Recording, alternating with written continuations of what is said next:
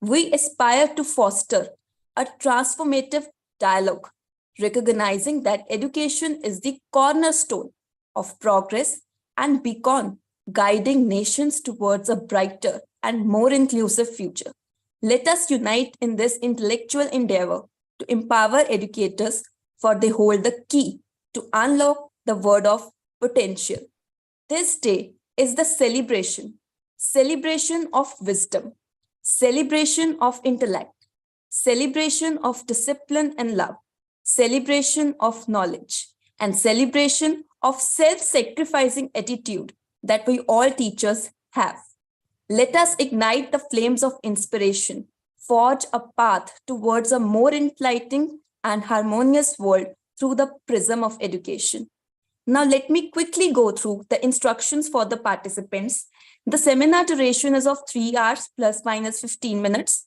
Please follow the digital ethics and keep your mic off. Don't write unnecessary messages in the chat box. There is no attendance link as attendance is automatically recorded. Candidates who will attend 75% of the duration will get the certificate. There will be a panel discussion followed by 5 parallel technical sessions today, and then the award ceremony of Shiksha Ratan Award 2023 towards the end. Attendance and participation certificates will be issued in 10 to 15 days. For forthcoming programs, you can visit our official website www.icrt.org.in. Now, I would like to welcome Dr. Navneet Kaur Ma'am, Executive Director, Education, ICRT, Principal, Shri Ram Universal School, Ludhiana, CBSE Officer and Master Trainer. Dr. Navneet Kaur is an educator and leader with experience of more than 22 years in the field of education and more than 10 years in school administration and leadership. She is PhD, Master in Commerce, Master in Education, and Higher Diploma in Software Engineering, also B.Ed in Yoga. She is an executive member of Sarojini Naidu Institute Research of Malaysia, participated in various workshops, seminars, conferences, FTPs, symposiums, and felicitated with several awards. She is also editorial board member of universities of 11 countries. She is a lady with the words of wisdom, backbone of ICRT. She has also enacted as resource person at various platforms. Your exceptional dedication, ma'am, the way you put your heart and soul in whatever you do is exemplary for all of us. I welcome our Executive Director, Education, ICRT, Dr. Navneet Kaur, ma'am. Namaste, everyone, and thank you, Dilpreet, for a wonderful start and the words of appreciation, which is going to boost me up. Thank you. I congratulate all the educators of this universe on this auspicious day, International Teachers' Day.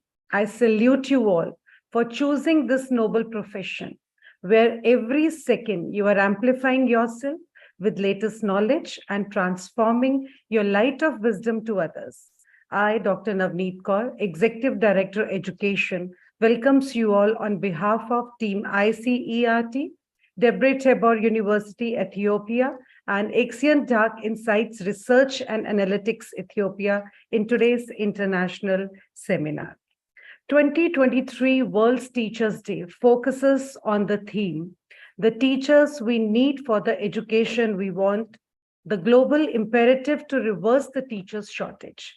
The services a teacher provides is uncountable, providing mentorship, inspiring learners, creating meaningful learning experiences, leveraging technology to support learning, mediating and licensing or researching learning strategies.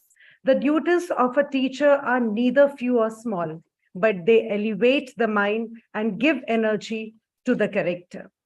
It is not what is powered into the student, but what is planted that counts. I formally welcome all the dignitaries who will be enlightening us with their thoughts and experiences.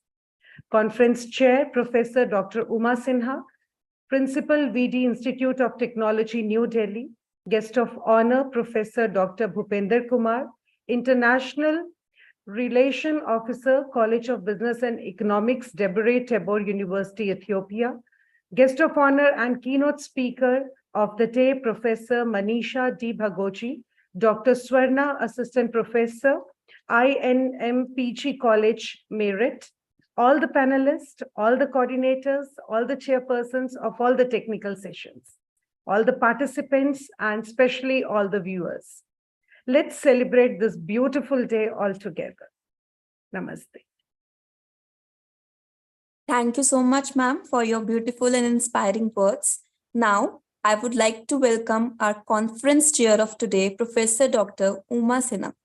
Dr. Uma Sinha is an accomplished educator with 22 years of experience, currently serving as principal at Varun Dhaka Institute of Technology, New Delhi.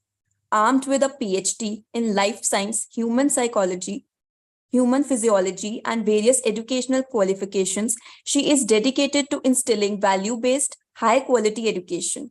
Her tenure includes positions such as associate and assistant professor, highlighting her commitment to academic growth and excellence.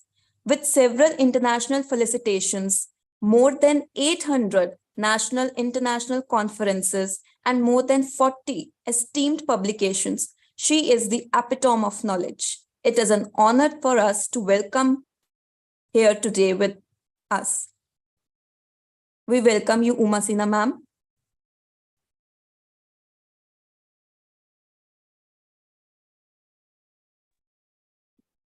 Thank you, ma'am. Good evening, everybody.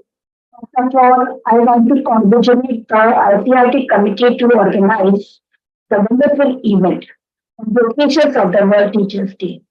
It is great honor for me to address the event and express my gratitude and respect towards all the teachers present here. On this auspicious day, I would like to wish all of you happy World Teachers' Day. The event of this World Teacher Day mainly aim to raise the awareness about the role of the teacher in providing the quality education at all the levels. Because presently we are giving more importance to the quality education. And if for providing the quality education, teachers are playing a very much important role.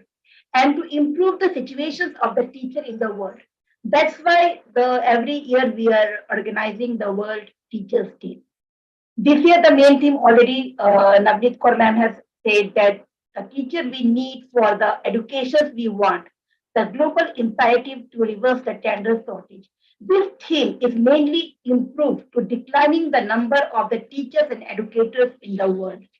As we know that in India already NEP 2020 has taken major transformations in the education, as these are mainly focusing on the quality of the providing personalized learning, then individualized and learning outcome-based education. Mainly NEP 2020 are preferring on the learning outcome-based education. So how we can provide all these transformations? The teachers are playing very much important role. Are we teachers are ready to absorb all these changes? That's why the education we provide should be highly quality. For that, the teacher should be trained. That's why government also taken many schemes to provide the teacher training. Recently, the UGC has launched the Malviya teacher training scheme for training the all the teachers in the India. That's why the teacher uptake is very much important role. How to make the teacher update so that they can effectively deliver the education to our student, because ultimately our target is the student. We want to enhance the performance of the student. We want to enhance the outcome of the learning outcome of the student. That is possible only by adopting the new technological innovation. As we are a teacher, we have to adopt the new technological innovations. We have to use the assessment methods, improvised pedagogical approaches we have to use. Then only we can achieve the main goal of this NEP 2020. And our main target as a teacher, we have to promote the critical thinking, solution provider, then problem solver. All these are the things it should be introduced so that the student becomes a lifelong learner. Because education, if we are talking about the education, we have to talk the students, they should be a lifelong learner. For this, we have to inculcate the main critical thinking problem, how to deal with the situations. So this is all very much important things. And all this we can achieve by the help of the teacher only. That's why teachers are playing a very much important role in our society. And we are the teacher, we are the main pillar of this nation. That's why to promote this to grow the nations with teachers and students both, if we are uniting together, then only we can develop the nations. Thank you all of you for giving me the opportunity on this platform. Thank you. Thank you so much, ma'am, for your insightful words. Now, I would like to welcome our guest of honor, Professor Dr. Bhupinder Kumar, International Relation Officer, College of Business and Economics, Debre Tabor University, Ethiopia, and School of Business Finance, Galgotias University, Greater Noida. He is an experienced professor with demonstrated history of global exposure in academics, research, and administrative positions, all with deep-rooted professional values. He is blessed with thoroughly excellent academic performance, skilled in accounting and finance, along with the advisory and consultancy services for global lecturing, expert talks, seminars, curriculum development, and other university level works. He has been a regular foreign external examiner for PhD for South Africa, Kenya, and other African universities.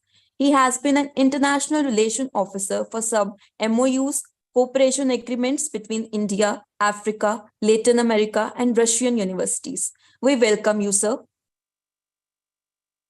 Thank you, ma'am. Thank you for your kind words. Am I audible there? Yes, sir.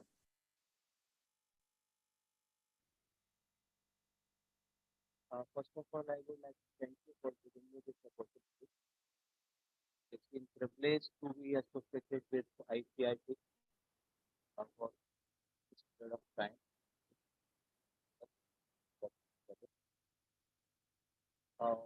On this day of World Teachers Day, and as we know, I just talked about the Teachers Day, or if I just talk about why. Mr. Bhupinder, your voice is not audible. Please, can you increase the volume? Your voice Ma'am, is not audible. Yes. Is this audible now, ma'am? A little bit, yeah. Okay. I hope it is now better. Or otherwise, I can connect with my PC. Am I audible perfectly? No, this is better. This is better. Please continue. Okay. So, as this is international, so that's why I would prefer to speak in English. I have experienced that whenever we are having international program, most of the participants are just from a country. As I have been working for Ethiopia for Debre, I have a great regard for operations, how they are working, how they are Sorry to interrupt you, sir, but your voice is little cracking. correcting. So we can't hear you properly. Is this audible, ma'am, now?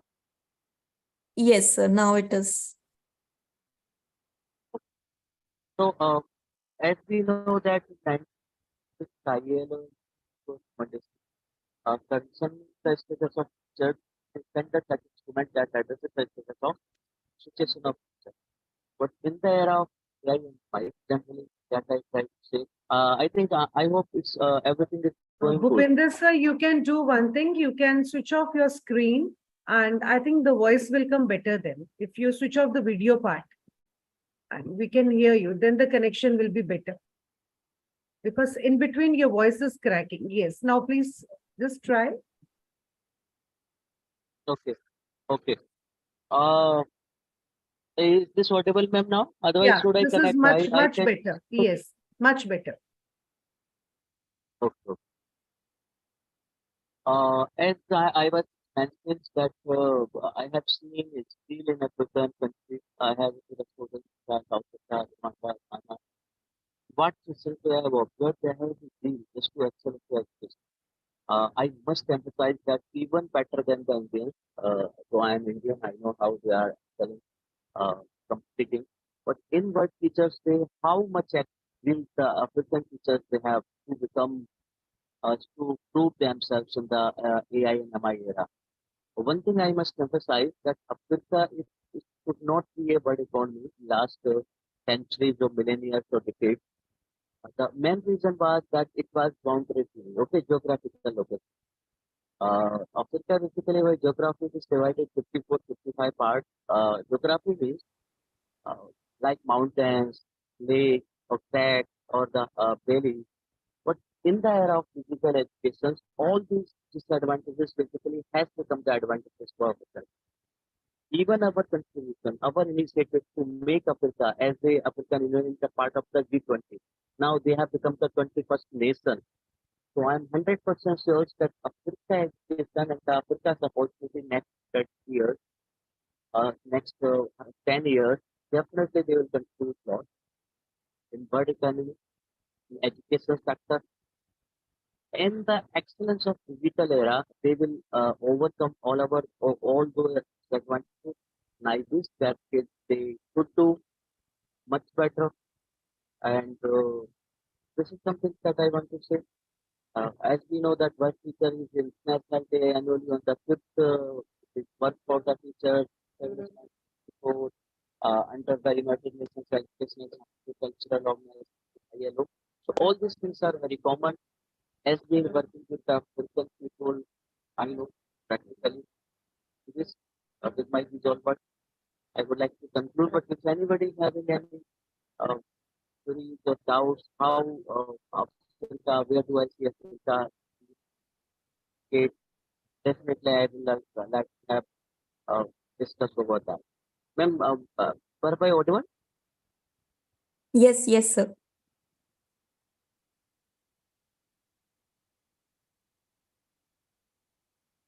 Yes, sir, you are audible. Thanks, ma'am, for giving this opportunity. If anybody is interested, if anybody found it how I to see, we can have discussion. Otherwise, from my side,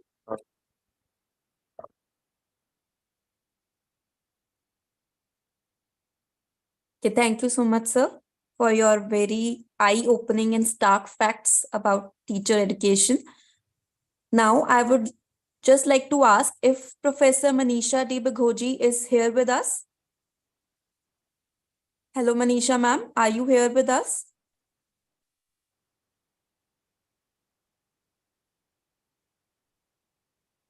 Till Manisha ma'am comes, I want to say something for Professor Dr. Uma Sinha and Bhupinder Kumarchi. It was really wonderful listening to your views. It's a beautiful saying by Elie Wiesel. For me, every hour is grace. And I feel gratitude in my heart each time I can meet someone and look at his or her smile and the work they have done. We are so glad that you are part of this platform today and we'll be learning a lot from you all.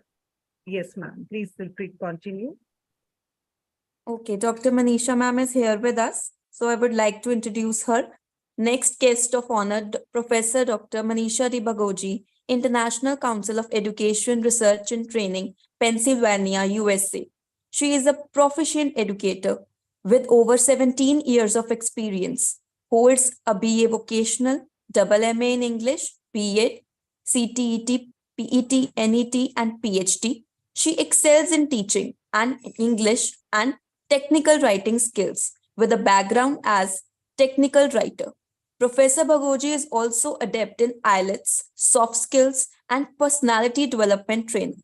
She actively contributes to academic and literary reads, including book reviews and resource participation. As a BOE member at Bengaluru North University, she continues to shape educational excellence. We are honored to welcome you today here, ma'am. Thank you very much. I guess I do have some internet problem here, but I'll try my best to be connected and to do well. Let us see. Please help me. In case I'm just disconnected, please let me know. Sure, ma'am. Okay. So before starting, I would like to share my screen. Is that okay? Yes, ma'am. Okay. Thank you very much for that lovely introduction. good morning and good evening to all the teachers, academicians, educators, and the participants of this seminar. Wish you all a very happy World Teachers' Day. On this occasion, the Ethiopia University and the ICRT are jointly celebrating this day, which is a great honor to the teaching fraternity. I sincerely thank and congratulate them for their sincere attempt to express gratitude towards this noble profession through such a program. Being an educator in my 19 plus years of service, I witnessed so many ups and downs in the education field. With a due respect to the region, levels, grades of education, universities, specialization of the streams, administration, and the core field of education, and the disaster in education that we have seen with COVID-19, of which we all were the part of it, right? So with my observation and analysis, and with my experience, that made me to think about the dynamics that are quite visible in teaching education, which is very important in current situations where the world is progressing very fast. So going further with that, I just would like to, as my introduction is given by the host of the meeting, so I'm really thankful to her. Let us start. So the global dynamics in teacher education refers to the various factors, trends, and the influences that impact the education and the preparations of the teachers on the worldwide scale. These dynamics are essential to understand as they shape the way teachers are trained, the skills they acquire, and their ability to effectively educate students in an increasingly interconnected and the diverse world. Of course, we are connected through various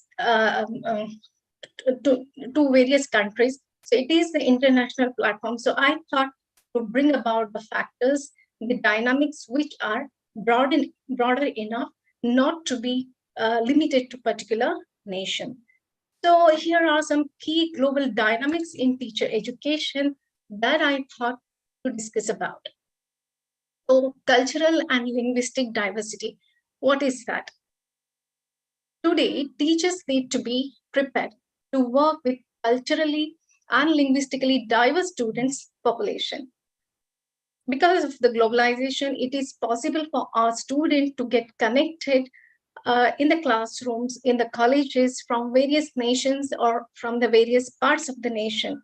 And that's why it is quite possible to have the different languages. In my own class, I had seen so many students who had their different languages and the culture. Students from Nigeria, from the Mauritius, from so many places. Of course, their language and culture was different.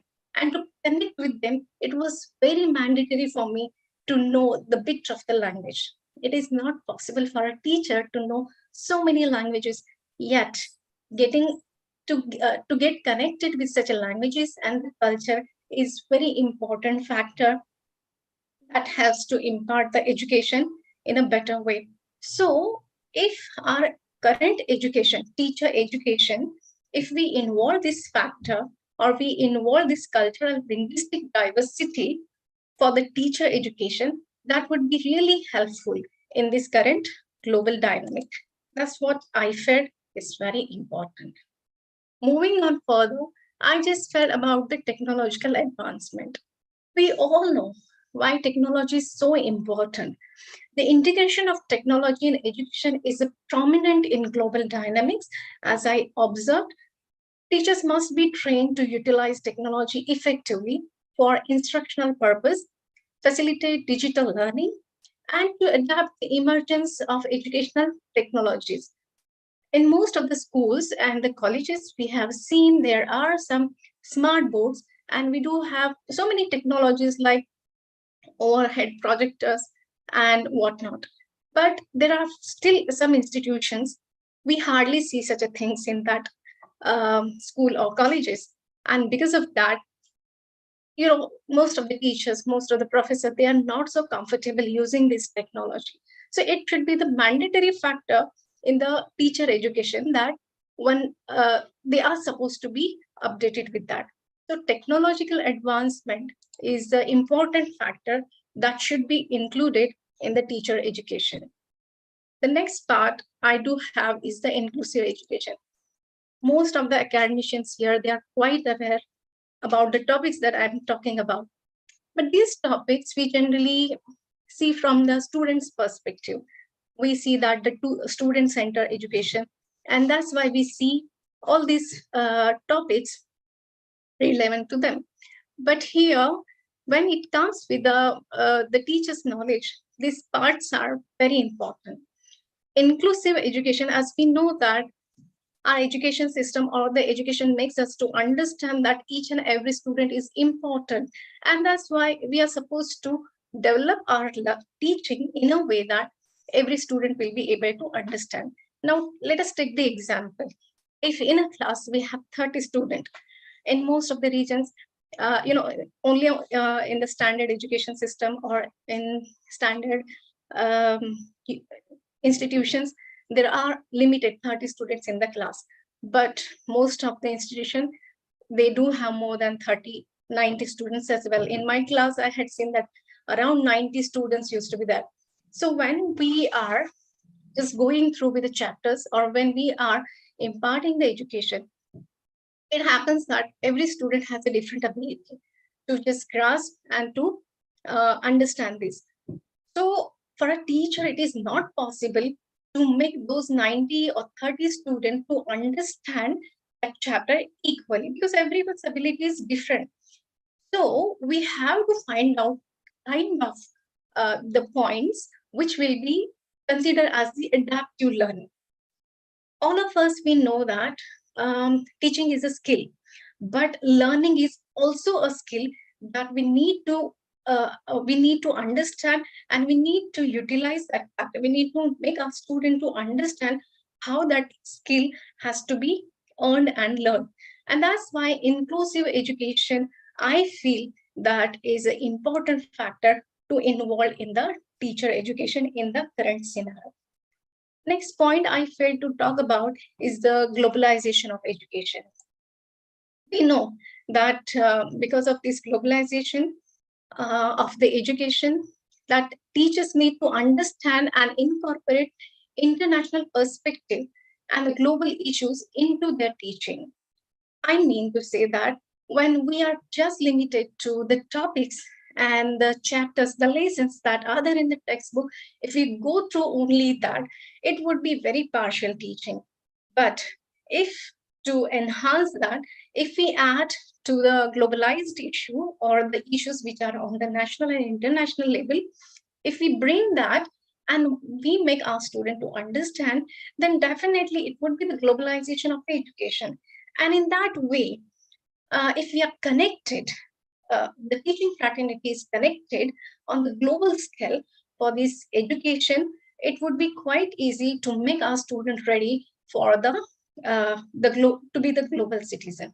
And that's why globalization of education should be important factor in the teacher education.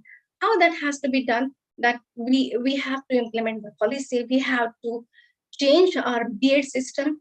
In B.Ed, we have studied the lesson plans, micro lessons plan, but those are how, whatever the knowledge we have taken, how much that is, the possible to implement in the classes.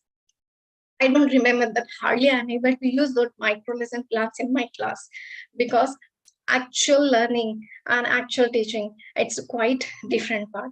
So using the skills that we have developed on the basis of the knowledge that we have taken from the B.Ed education and implementing that into the class, it's, there is a too much imbalance into that. So I think that we need to just transform these things when it comes to the teacher education. These things are possible only when we have some policy and the regulatory changes in our education, teacher education system. So the national and international policies can have a significant impact on teacher education. Changes in educational policies can influence curricular, certification requirement, funding, and overall structure of the teacher education program. If we have those things, now when I see this, what I mean by that, let me give you the example. The knowledge we gain, as I said in the previous topic, whatever the knowledge we have gained in our degree, the skills required for the job, those are very mismatched. So that is how the current education system we have. Gaining the knowledge from the textbook, it is like a bookwormish knowledge that we collect it, and when we implement, when we go for the actual job, it is quite difficult.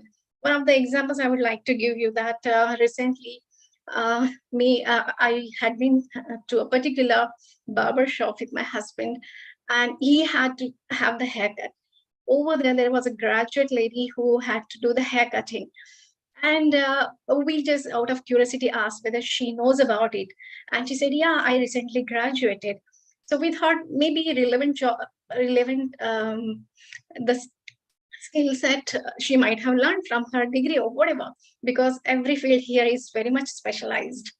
And then when we went over there, we just started getting this job done of this haircut. We found that she was not so comfortable because I don't know whatever that could be the reason. And she did it the horrible job. And then even I got to know that doesn't matter what we learn from our education or what we learned from our degree, the skill set is not right to do the actual job, right? So that was the very basic example that I just fared to just mention here. Could be most of the people are thinking about it, could be irrelevant, but I'm in the here area where in US every job is done with the the specialization knowledge and everything. So for that, I feel that if we change the policy and the regulatory changes are done, that would be really helpful. Okay, so the next part I would like to mention is about the professional development and lifelong learning. I'm going I have so many points to talk, but I'll be just making it quite brief. So what does that mean? Teacher education should emphasize continuous professional development to keep educators updated with evolving pedagogical approaches, research findings, and the best practices. Lifelong learning is crucial to adapt to the changing educational landscape. How it is possible? All these things are important, but it is possible only when we have the FTPs, workshops, seminars, and everything. I'm really happy that ICERT is quite active in implementing all these part, as they are continuously busy arranging the conferences, workshops, and seminars. And through that, we come to a particular point where we do understand these are the updated things in our current field, and that's how it helps.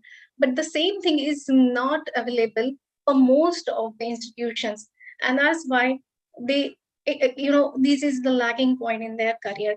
So maybe this is if by default in the teacher education, if they implement this part, I think that would be really helpful for the teacher to go further in that lifelong development. The next part I do have is a global learning platforms and network. While talking about this, I feel so happy because when as a professor in my college, I used to tell my students about the Swayam and the other MOOC platform, but I hardly thought about using them for my own development. When I met one of my friends from ICERT, Dr. Sandeep Kumarji, who told me about the Coursera and so many the platforms where the online courses are available. If such online courses, if we go through and we study, we have a lot of stuff to understand and learn. So this is a global learning platform. Why should we have this global learning? Because when we are connected to only particular region, or suppose let us take India, if we considering the Indian education system, we stick to that part, we may not be able to understand what is happening in the other parts of the globe, another part of the nations or the international level. So if we are connected to that through these courses, it will help us to include much of the knowledge and much of the ideas that will help us to give the effective education to our students. And that's why these platforms, global learning platforms, are really important, and that should be the important part in our teacher education system. Well, with that, one last point is there on my slides is the teacher well-being and mental health. I do remember the last time when we had the conference, and in the conference we spoke about the dynamics in the education system as well, and we spoke so many things, but we never spoke about the psychological dynamics. And the professor Tanuja Malhotra ma'am had given us the very beautiful explanation about that, why it is important. So that influenced me to bring that part in today's education, to bring that part in this teacher education. So teacher well-being and the mental health is recognizing the importance of teacher well-being, and the mental health is a growing global concern. Teacher education programs should address stress management, self-care, and strategies to maintain the health work-life balance. Why do we need to have? Of course, we know there are so many other professions, and those people, they go through a lot of stress, and that's why for them stress management part is always given. But for teacher, we hardly find any of the institutions they mention a kind of a program where teacher well-being and the mental health is taken care. One of my friends from India, the last week when we were on a call, she told me how stressful time period she was going through. It wasn't her personal problem. She's quite capable of handling her work and the personal life, but the stress she went through in the school, whatever the things had happened, that created a very bad impact on her mental health. And that's how I felt somewhere that teacher well-being and mental health should be also very much included in our education system. So these are important part, and we should understand that. But before going further and to conclude my presentation, I would like to just give the references to my presentation, that all the pictures and the information with my experience, I have collected it from the Google search engine. So with that, I would like to conclude my today's presentation that understanding and adapting to these global dynamics is crucial for teacher education program to produce highly competent and effective educators who can navigate to complex challenges of today's globalized educational landscape. With this, I rest my discussion, and I thank you very much for your patient listening and providing this opportunity to me to be here today. Thank you very much. And once again, happy World Teachers Day to you all. Thank you so much, ma'am, for your insightful and enriching words and touching such diverse paradigms related to teacher education like cultural diversity, technology, inclusive education, globalization. You truly depicted the reason of celebration today. Global learning platforms was such a knowledgeable piece of information that you shared with us. So I can conclude that teaching is not a job, it's a lifestyle that permeates your whole life. So, moving to our next part, we will be having 5 technical sessions today, and I'll guide you about the connection to your respective sessions. But before that, let's have our vibrant and inspiring panel discussion. Now, I would like to hand over this e-podium to Dr. Swarna, the moderator of the event today, for the panel discussion on global dynamics in teacher education. Dr. Swarna, ma'am, over to you. Thank you so much, Dilpreet. Am I audible to all of you? Yes, ma'am. My voice is clear? Yes, ma'am. Thank you. A very warm good evening to each and everyone, and wish you happy World Teachers Day. It's our proud privilege and fortune to celebrate World Teachers Day through this international seminar on global dynamics in teacher education, which definitely provides the ideal opportunity to meet academics, practitioners, experts in education, research, leadership, health, social sciences, humanities, art, and culture. So let us celebrate and respect this determined and diligent efforts of educators in the crucial stages of adversities in 21st century across the globe. On behalf of ICERT and Tabor University, Ethiopia, I, Dr. Swarna, heartily welcome you all to this very significant event of today's seminar, that is panel discussion.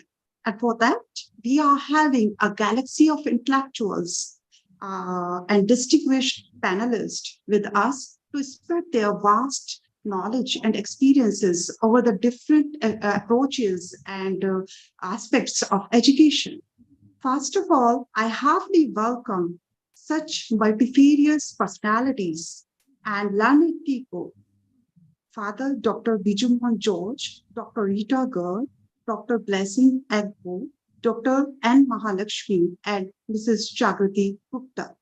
I also welcome our learned delegates.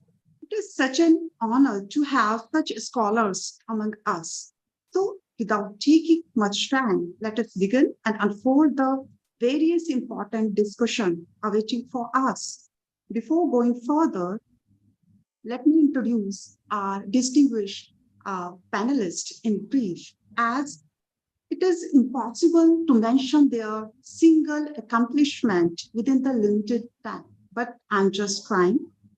We are having Father Dr. Bijuman George, who is presently working as an associate professor, Career Point University, Kota, Rajasthan, who has contributed a lot in the field of research, the sociological outlook. We welcome you, sir. Are you there?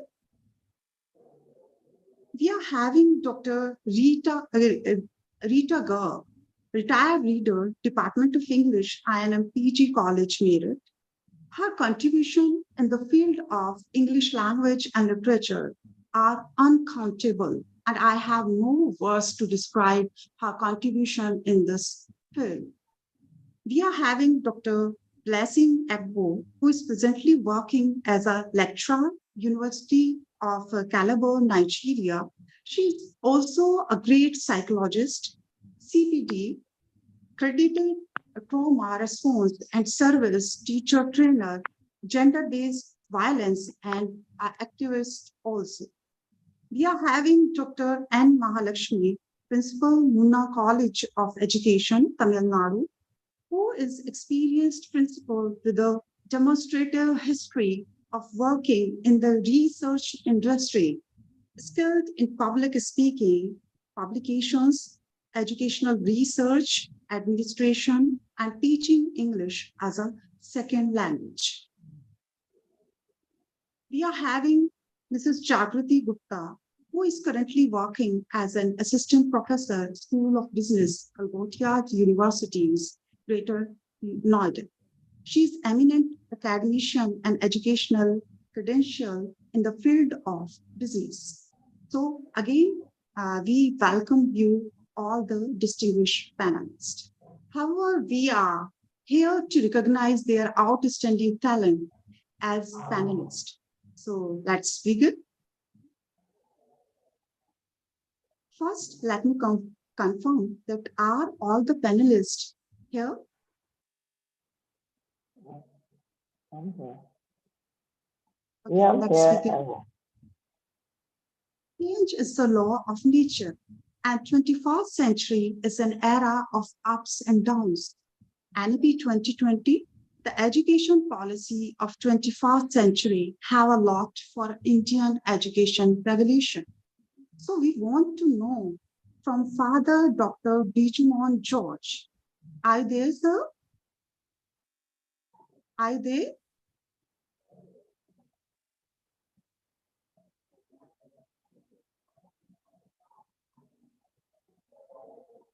Okay. So I want to ask from Dr. Blessing that what strategies does the NEP 2020 propose for teacher professional development to align with the evolving pedagogical approaches and competencies required in the 21st century?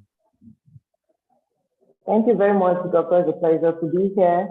The last presentation just mentioned the massive open online courses that you can find pretty much every form of development, every form of training that the 21st century teacher requires. And these courses, that could be one means. So institutions can pay for teachers to get this training online at their convenience. You know, there's a lot of flexibility with this massive open online courses. That is one of them. But then there's also a place for physical training. So there should be policies in place, there should be regulations that ensure that there's a continuous professional development from time to time, and that this professional development captures the dynamics in teacher education in the 21st century. That is to say, teachers need technological skills, they need AI skills, and all of this should be brought into consideration when teachers continue professional development training are organized for teachers. I mean, it's a must at this time because the world is a global village. This is a digital generation, and then particularly teachers who have been teaching for years and years. Some of them are completely illiterate when it comes to digital technology, so they have to be updated. And it behooves, the administration of the schools, the regulatory bodies, the government, to ensure that continuous professional development continues and that it answers the questions of the time. It provides the skills that teachers need to be able to be effective in the 21st century. Thank you. Yes, you are right, ma'am. And I think so in the same way. And there are different dynamics and teacher education. And one of them is online courses and online teaching, which is the most significant in today's scenario. So I think you are absolutely right at this point. And my next question is, educational revolution in 21st century is defined as the integration of intelligent digital technologies in education as a whole. This question is for Dr. Rita Garg, ma'am. Are you there, ma'am?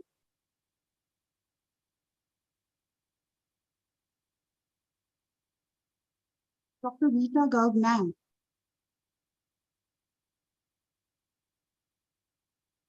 Okay. Dr. N. Mahalakshmi, ma'am. Dr. N. Mahalakshmi, ma'am. Ma'am, am I audible? Am I audible? Yeah. Yes, Good evening. sure. Yeah, good Yes. evening to the forum, to the knowledge community. It's a healthy discussion is going on. I am proud to be here with you all today. And first of all, I would like to greet everyone here. Happy World Teachers Day. We teaching community should revolute the education system. Other than that, nothing can be done. We only the transformers of the policies by the designed by the government, so that and the policy makers. Now the teacher education should be revamped and rejuvenated as noted in NEP 2020. But even though there are certain pitfalls are there in NEP 2020, I'm sure. I want to share some points regarding the language teaching. Language teaching. Excuse me, ma'am. Sorry to disturb you. Yes, ma'am. Thank you so much and welcome you, ma'am. But my question is. Yes, ma'am. Yeah. Are you interested to listen my question? Yes, so ma'am. my question Sorry. is, yeah, it's okay. How do you think these immersive technologies like virtual reality, augmented reality contribute to increased student engagement and motivation? So have you experienced this firsthand or observed it in educational settings? Augmented reality. The schools or not yet infrastructure is not yet installed for using artificial intelligence, that augmented reality and all those things. Only nowadays during the pandemic we can somewhat able to do by using the online teaching, this platform, we can share something only to the students, but our infrastructure should be improved in the schools. Somewhat we can do in the private schools, not in the government schools. So the government should take initiative and train the teachers to use these two tools, augmented reality and virtual reality and augmented learning. And augmented reality, isn't it, ma'am? Virtual ma'am. reality and augmented reality. So these two things we definitely we should do, ma'am. But not yet it is explored in among the teaching community. So this teacher education, first of all, teacher educators should try to use these two things in their teaching. Then only the student teachers can be trained and they will in future they will use it in the classroom in their own teaching. This is my point of view in our Tamil Nadu teaching setting. Thank you, ma'am. Of course, ma'am, your suggestions are very practical and valuable and present scenario. And the next is artificial intelligence. Everybody knows that is playing an increasingly significant role in education and 21st century, transforming how students learn, teachers teach, institutions operate. In other words, while AI offers numerous benefits in education, even if educators and institutions ensures that AI is used to enhance rather than replace the human element in education. So my question is from Dr. Rita Govman, how can artificial intelligence powered virtual classrooms and simulations tools provide teacher candidates with realistic teaching experiences before entering actual classrooms? Dr. Rita Govman. Thanks for giving me opportunity. In fact, global dynamics, global trends are based on culture, history, geography, much more, equality, pupils, trends, research, and so much. Then, if all this gets covered by artificial intelligence, naturally, much of loss is there. To a certain extent, teachers and students are gaining out of it. Like online is there, and AI, artificial intelligence, helps sometimes. But then the basic loss is of innovation. AI definitely controls innovation, while innovation is the main issue of education today. Since ages, we are learning and teaching, but that was all with innovation. AI is also a result of innovation, scientific innovation. But if innovation is controlled, I don't think anyone can gain much. There shall be a stop to knowledge learning. So AI is good for use, but must be kept in check. Lectures are on AI, or projects, thesis, research is getting AI covered, but that's not good for academic scene. And of course, we can't manage without AI. So our own conscience should make it a point to keep it under check. So many scientific innovations, researches have been used, but at futile or destructive level. We all know that. But I think now it is high time not to repeat those mistakes and be sure that AI too is used in a limited and balanced manner. Very true, ma'am, because each and every coin has two aspects. So I think AI has advantages as well as disadvantages also. And this is very, very crucial point in the digital age and in present scenario. So I agree with you, ma'am. And in 21st century, the rapid race of Dr. Swarna, I want to technological- add something, sir. if you don't mind. I Yeah, want to yes, add sir. just two, No, three no, no. points that come. Sure, And ma'am. I Sure, really ma'am. wanted to add on your question, just few conclusion. You talked Yes. about integration, digital technology. I think pandemic, we all have felt that globally. It was a benison, I would say. Today, through digitalization, our things have come to easier level. We are able to communicate globally.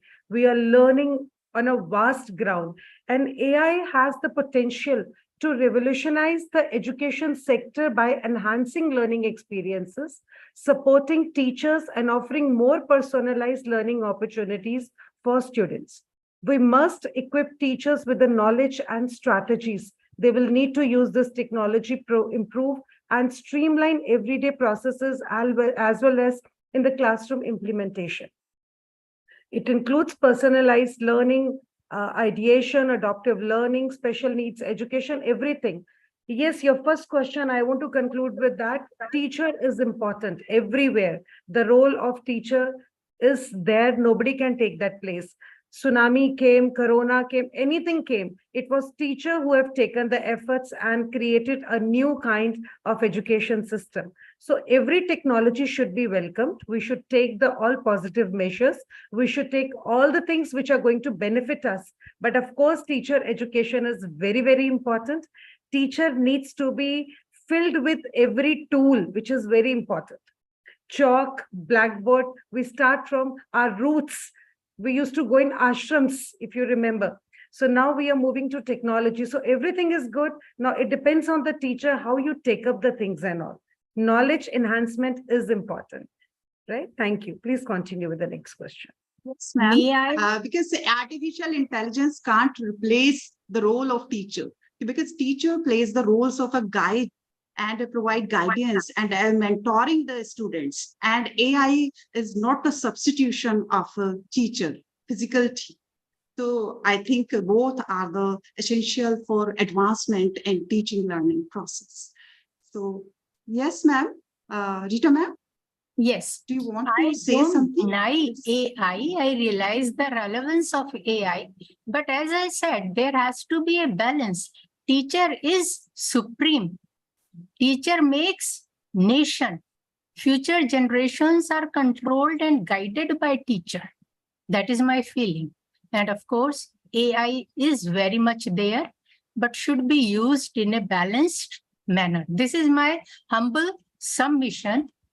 Thank you. Okay, ma'am. It's okay. And in 21st century, the rapid pace of technological advancement and changes in the job market have resulted in skill gap, where the skills demanded may not align with those possessed by workplace. To bring these gaps and equip individuals with relevant skills, short-term massive open online courses moves, which was already introduced by the previous speakers in this present seminar, have gained popularity, which aim to make education accessible to a global audience. But my question is from Dr. Blessing. Are you there? I just want to confirm that Ms. Jagrati Gupta is there. Ms. Jagrati Gupta. Two panelists are not there. So you can continue with the three. Okay. So, okay. So my question is from Dr. Blessing. That how can we ensure that they are truly inclusive and to reach learners from diverse backgrounds, including those with limited access to technology or the internet. Dr. Blessing, ma'am, are you there? Dr. Swarna, we can make it open house question also. If any participant wants to reply, they can raise hand. Oh, no, ma'am is there. Ma'am is there. I think that the place to start from is to ensure that we increase the access to this technology and internet for those who do not have them. So collaborations between actors in the educational sector, stakeholders, the government, the multilateral organizations, the bilateral organizations, and all of those ones involved, they ensure that through grants, through scholarships, through every means possible, we can make students all over the globe have access to technological devices, have access to the internet, because without those in the 21st century, that student is actually sustained. So we can try to increase access, by collaborating to provide access to those who do not have. And then there should be standards in place. There should be like some gatekeeping as to what courses are available out there to ensure that inclusivity is accommodated when we create these online courses.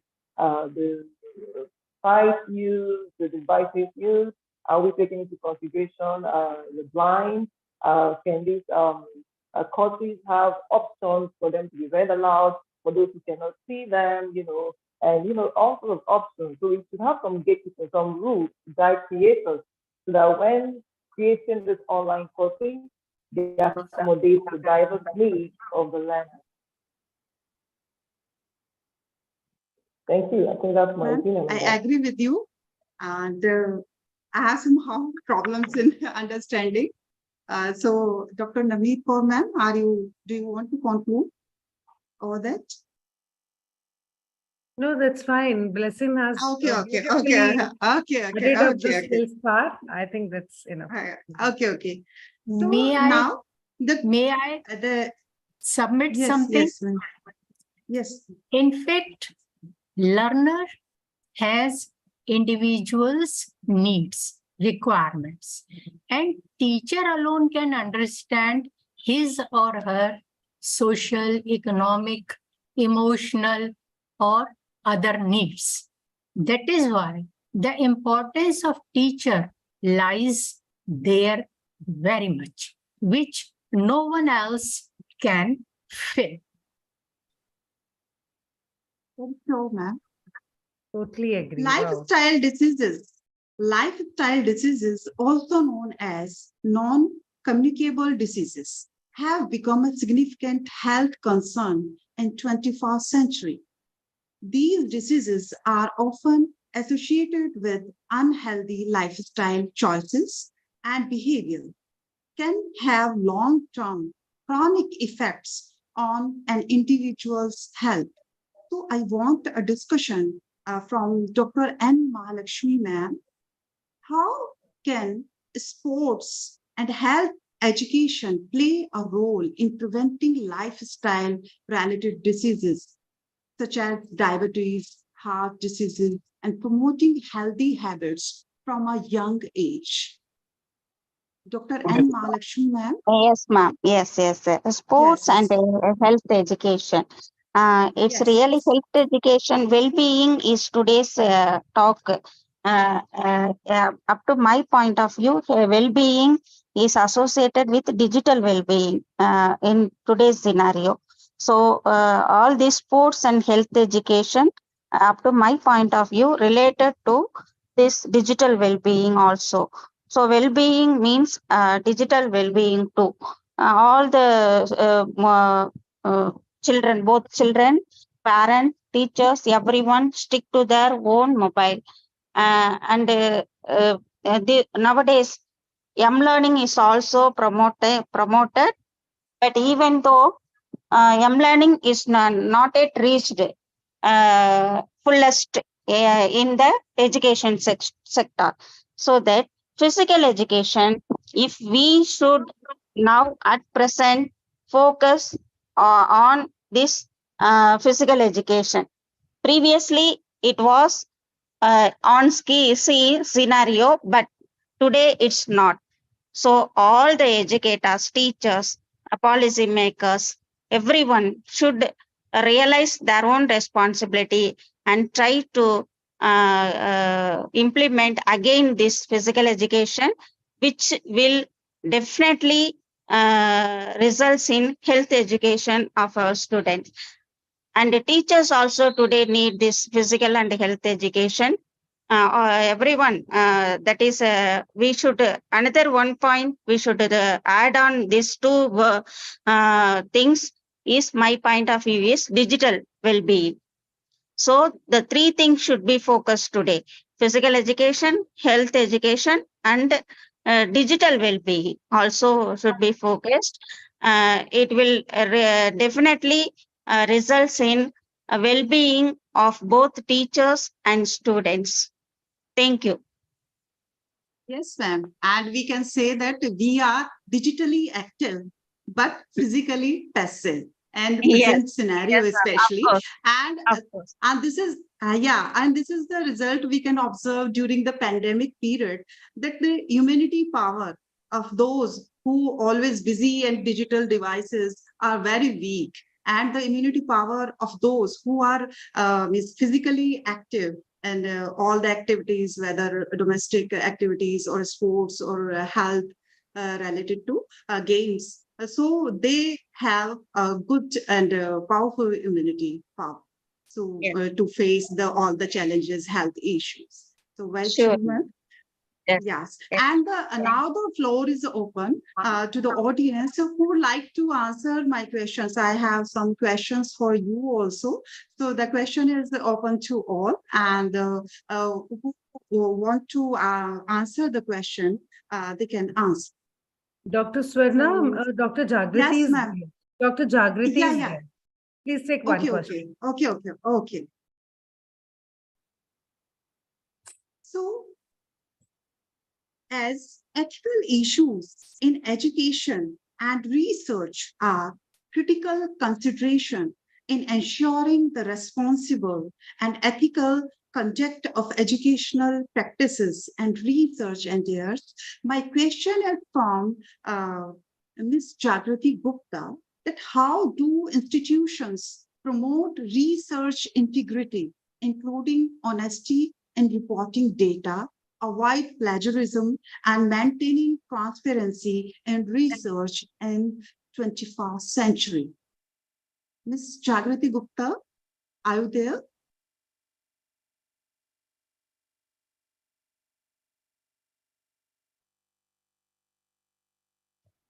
Ms. Jagrati Gupta?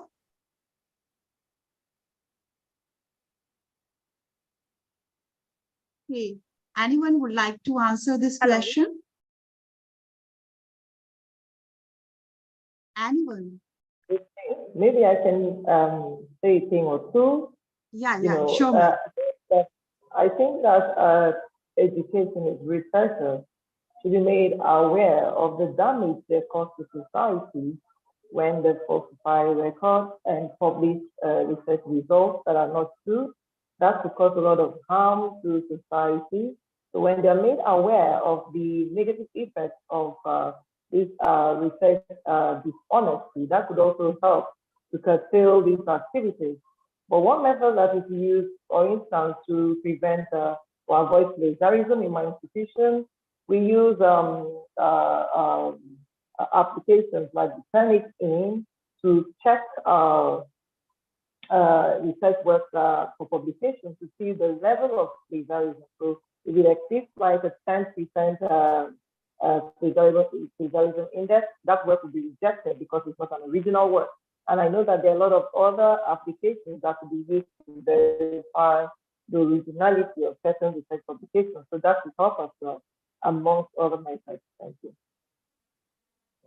Yeah, sure, ma'am. And I think AI plays a significant role in breaking the academic integrity and research in present scenario. And artificial intelligence has a lot of advantages, everybody knows, but this is the most disadvantage of AI, that all I used to chat GPT or other AI tools to research, because it is easy to conduct research through these AI tools. So I think you are right, ma'am. And Ms. Jagriti Gupta, ma'am, are you there? Yes, So let's I'm move there. to the Hello. okay. Welcome you, ma'am. Thank you, ma'am. And- Yes. Educational psychology work in various settings, including schools, universities, government agencies, and educational technology companies.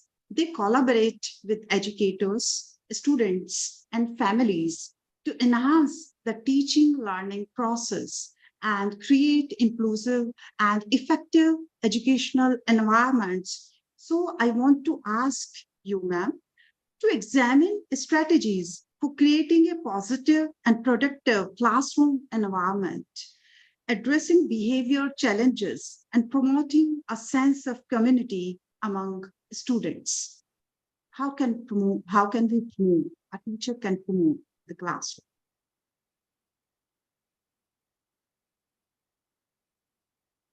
Have you got it, ma'am? Yeah, I got it. A very interesting question you have asked. Like we always face this difficulty how to get this challenge done. And I think there are various competencies we should focus on. Like as a teacher, as an educator, we should focus on various competencies like thinking very holistically, and where the educator helps learner to develop an understanding of the world, an interconnected whole to the connections which will help us to make an. Are you saying something? Hello. No, it's okay, ma'am. Go ahead. Okay. And I would like to add some like competencies, like teacher as educator, he should have an like competency of involvement. Like all the learners should be feel like there should be a connect between all the audience and the between the teacher also. And another competency we Yes. can say the practice And and yeah. And I think in this field, teacher must be there, because this role Yes. can't be played by AI, because to understand the psychology, interest, Yes, of and course. attitudes of the students, a teacher, a mentor, you can say, must be there in the classroom, so that we can bridge the gap between the Yes. teacher and the Teachers student. cannot be removed. Understand the psychology Yes. of the students, and to promote a positive and productive environment in the class. Sure, ma'am. And I would like to add, like teachers cannot be Yes, ma'am. substituted from the AI or any tool can become, but we teachers cannot be removed. I think in the present scenario, for the holistic development of the students, AI must be there. Is also Yes, that must important be and significant. that must be there. We That will give we some can't add-ons to that. avoid or ignore the role of AI. I think both the teacher as well as the AI are necessary for the holistic development of the students. And Definitely, ma'am. Definitely, I agree with Yes. you. They will both will when Yes. combined, they will give a good and better best Yes. results we used to Yes, found yeah. out. For the advancement in teaching learning process must be. Sure.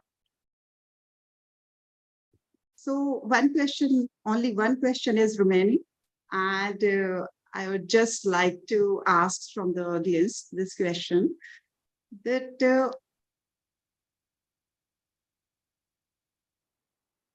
outcome-based education is widely adopted in higher education, is increasingly being applied in K-12 education system in 21st century.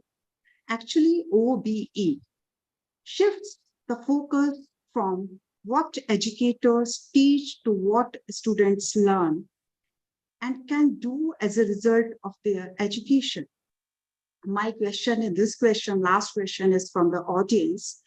that how does outcome-based education accommodate flexibility, adaptability in response to changing education needs, emerging fields, and evolving job market demands? Anyone is there to answer this question?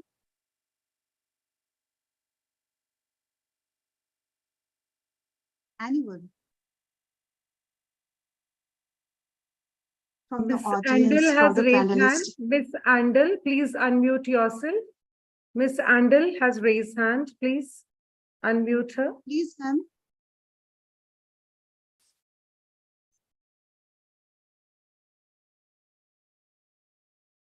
Madam, good Yes, evening to ma'am. all of you. Good evening to all of you, and happy World Teachers Day.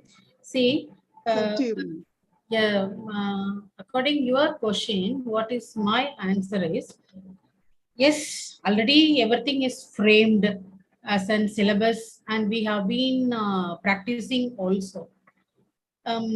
What we are lacking in general, though this much development, communication lacking only, saying all over. Even though the soft skill development, communication is one is pressing us to practice. If it is developed well, definitely we will be, the outcomes should be successful.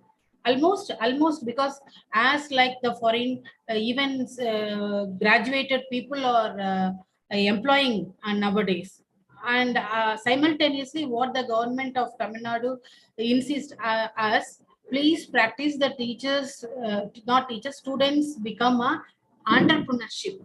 Entrepreneurship skill also has to practice, madam.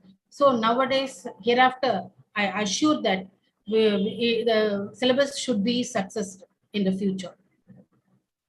Yes, and we can say that NEP 2020 is the best example for that, because before that, we are only teacher-centered. But this policy focuses on the student-oriented syllabus, student-oriented teaching learning process. So I think this is the best example that only teaching through lecture method is, we can say, teachers-oriented method. And sometimes the students are getting bored with that lecture and are passive in the classroom. And while teachers are very enthusiastic in teaching the topics, but the students are is passive. So we can say that the approaches, the method should be students oriented. Means not a one-way process, but it should be a two-way process, and more focus on students oriented process, teaching learning process. So this NEP focuses on the what the teacher is teaching in the classroom. So what is the outcome of that teaching? What is the outcome of that teaching and the learning? Is it useful in day-to-day life practices? It is useful from career point of view, from the holistic point of view of the development of the student.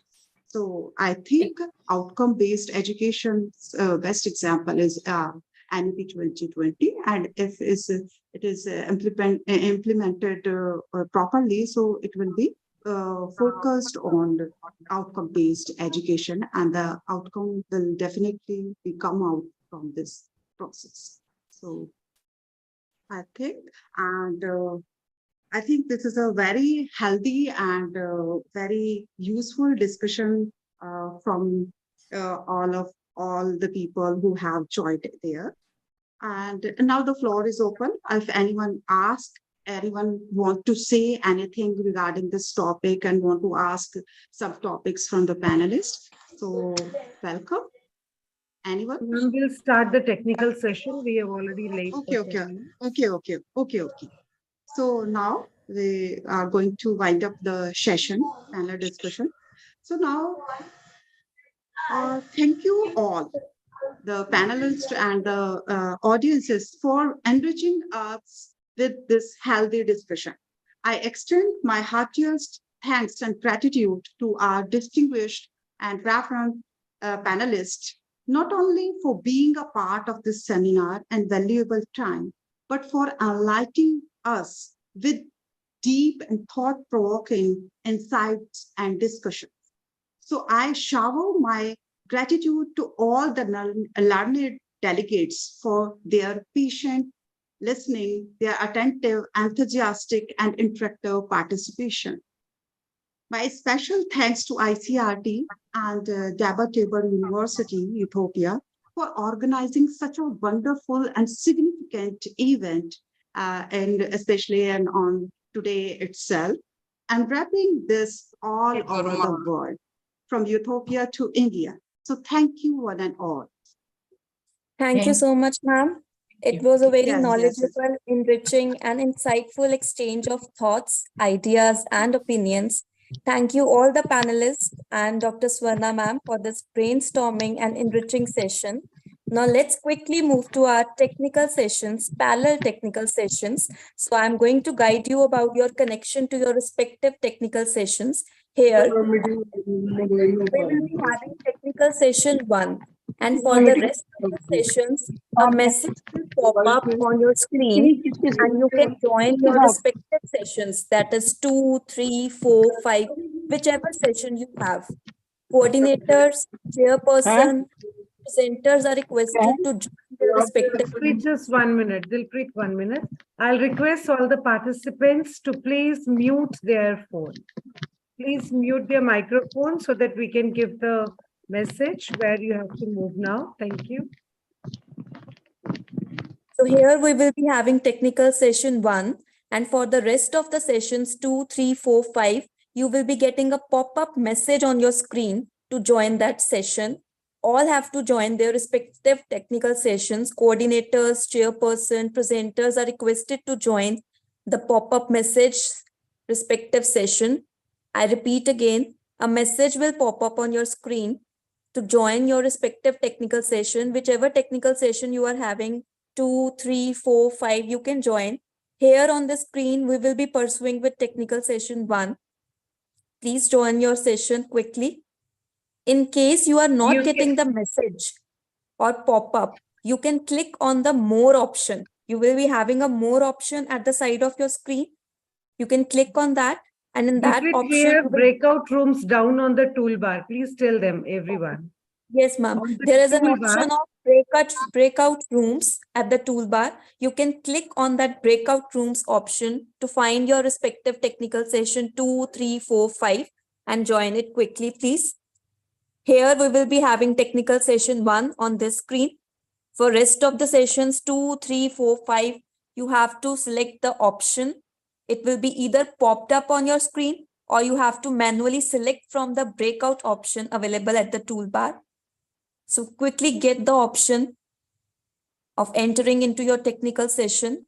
Please confirm your technical session first. Either it's 2, 3, 4, 5, and then please accurately join your technical session.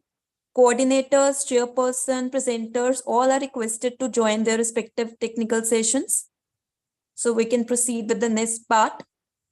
Anyone not getting the things, please go to the breakout room, click there, and immediately move there. If again you're having a problem, kindly write in the chat box.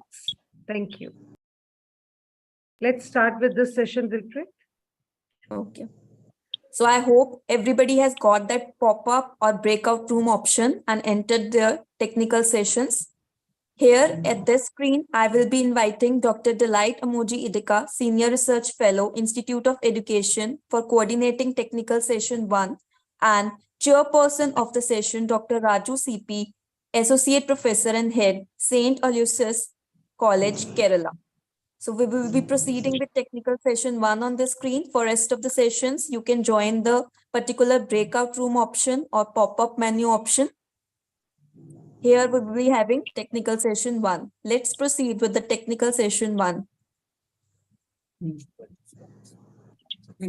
Dr. Delight, over to you. Well, thank you very much, the General Secretary, Dr. Kumai. Thank you for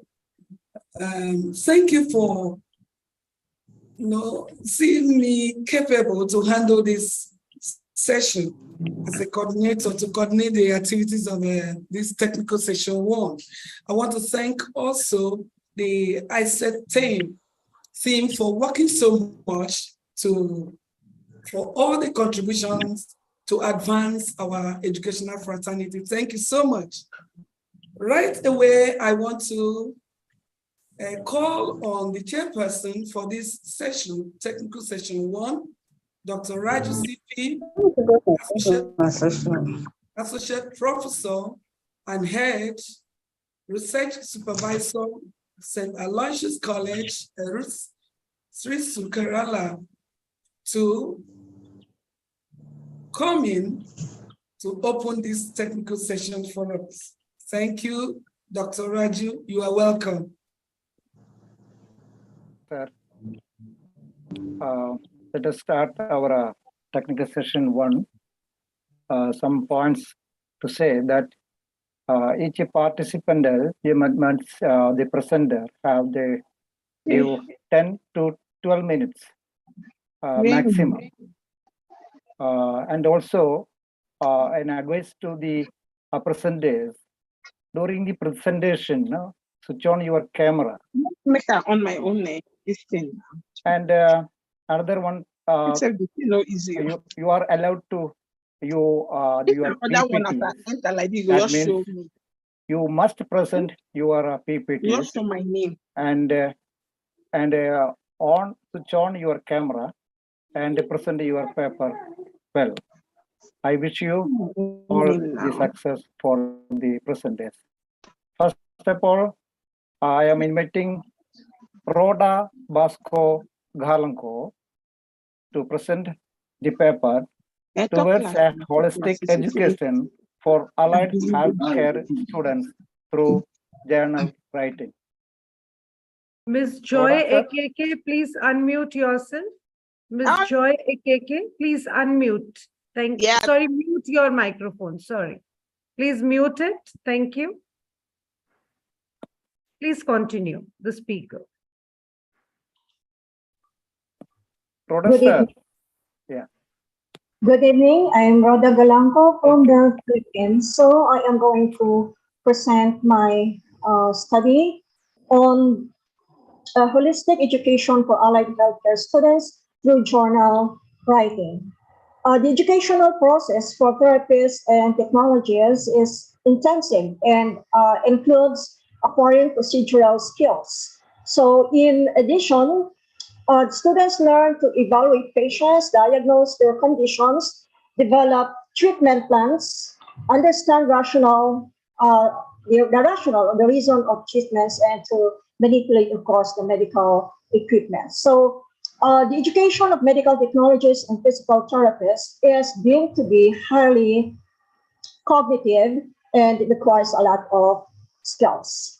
So in our focus group discussions with this medical technology and physical therapy students, we deem that there's a need for them to undergo alternative assessment because there's too much emphasis on cognitive activities because they are being prepared to take the licensure examinations and other certifications. And that is why their curriculum is also very much competency-based, as seen in their program objectives. Therefore, there's a need to come up with effective assessment strategies so that these students will be reconnected to their being a human being, not as medical technologists, not as physical therapists, but as students who are also human beings. And there's also a need for teachers to measure outcomes, which are not easily measured by pen and paper tests, because these outcomes dwell on the affective domain. And so our study aimed to identify the strengths and the weaknesses of the students in relating with people, because that is the first way by which they could actually develop their affective domain. And the other one is to identify the lessons that we have learned on human relations and their implication to instruction, so that faculty members or teachers who are handling medical technology and physical therapy students or any allied medical health course for that matter would be able to, in a way, contribute to the development of the affective domain of their students.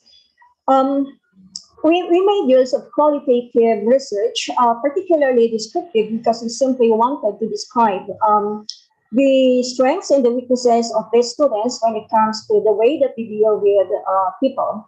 And we did a thematic analysis of the responses after we have gathered them during the interviews, focus group discussions, and we also gave them journals. So this was actually the initial material that we used. The journals of 105 Bachelor of Medical Laboratory Science students and 45 Bachelor of Science Physical Therapy students. Their journals were treated using open and Axion coding. So this is actually what I do when I give them journal writing. I give them an issue. I tell them to have a separate journal notebook where every week I give them an issue to reflect.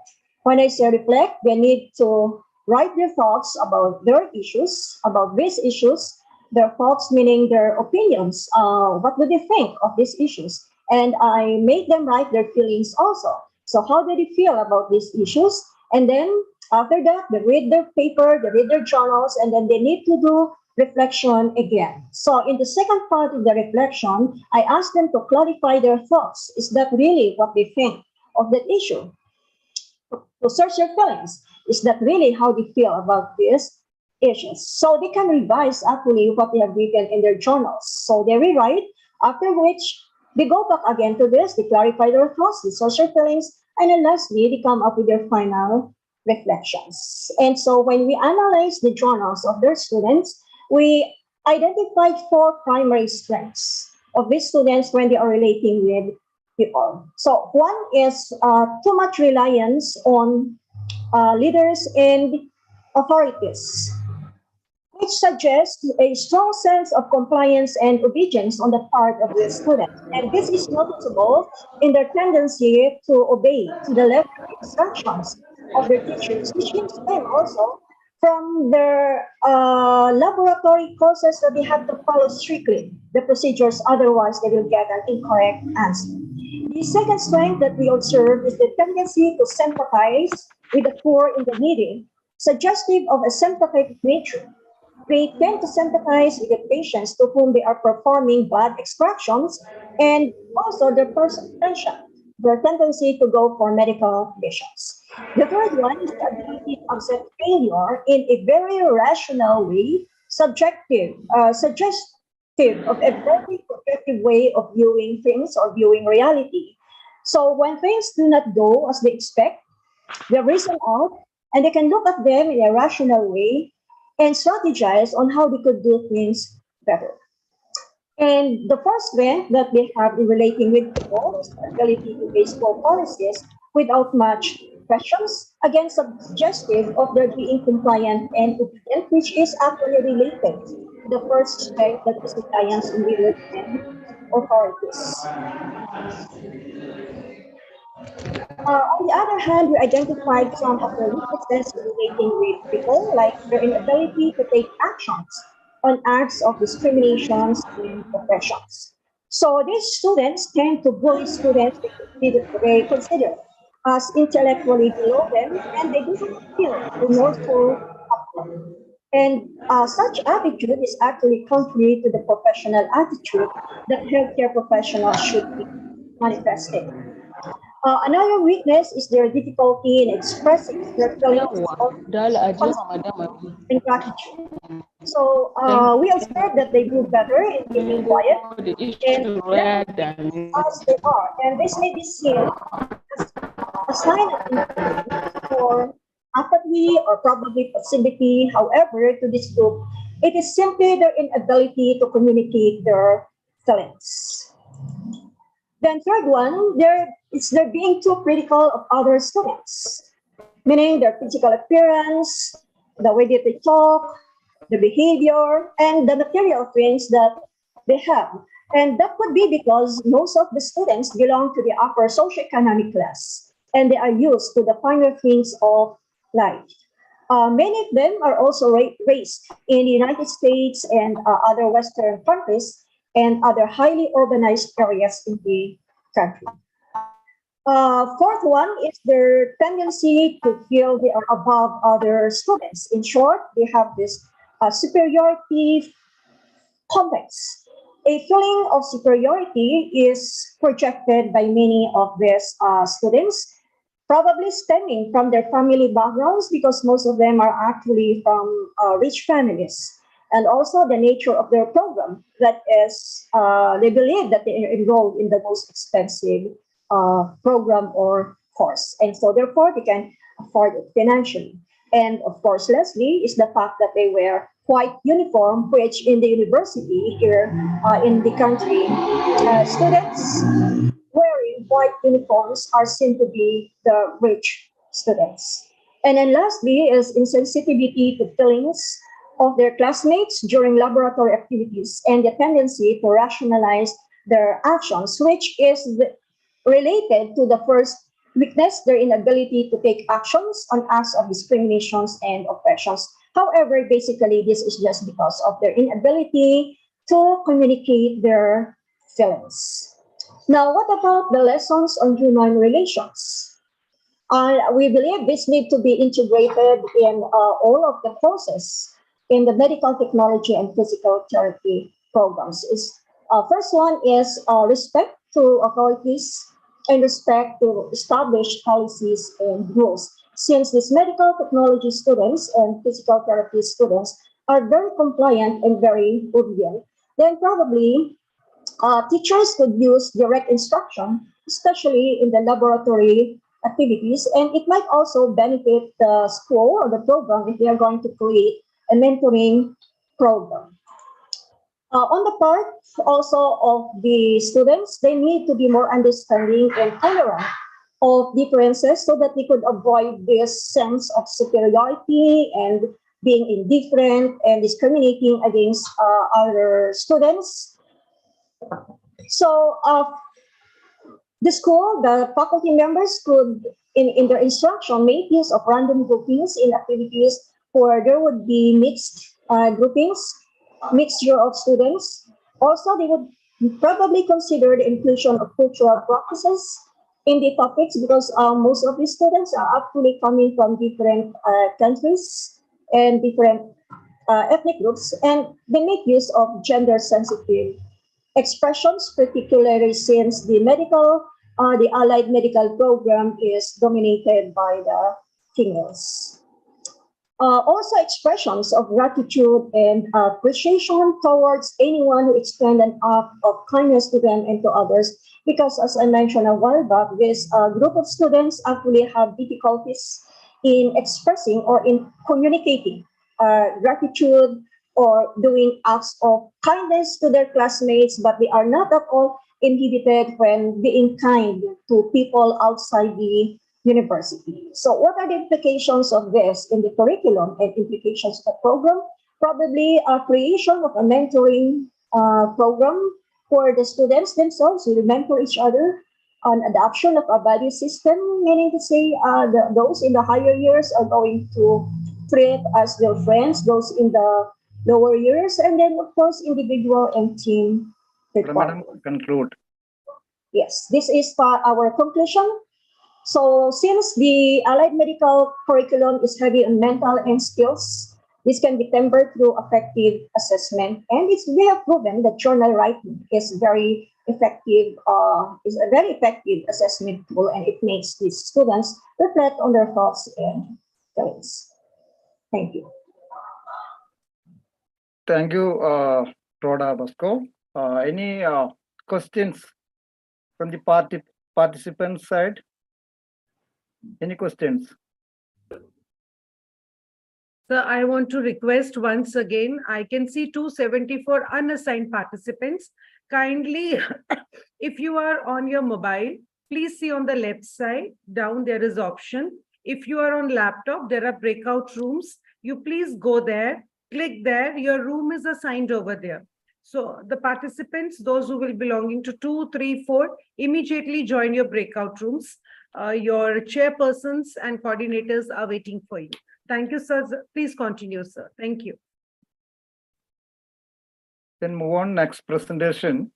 I invite Joy Telu Hamilton Okay. Okay.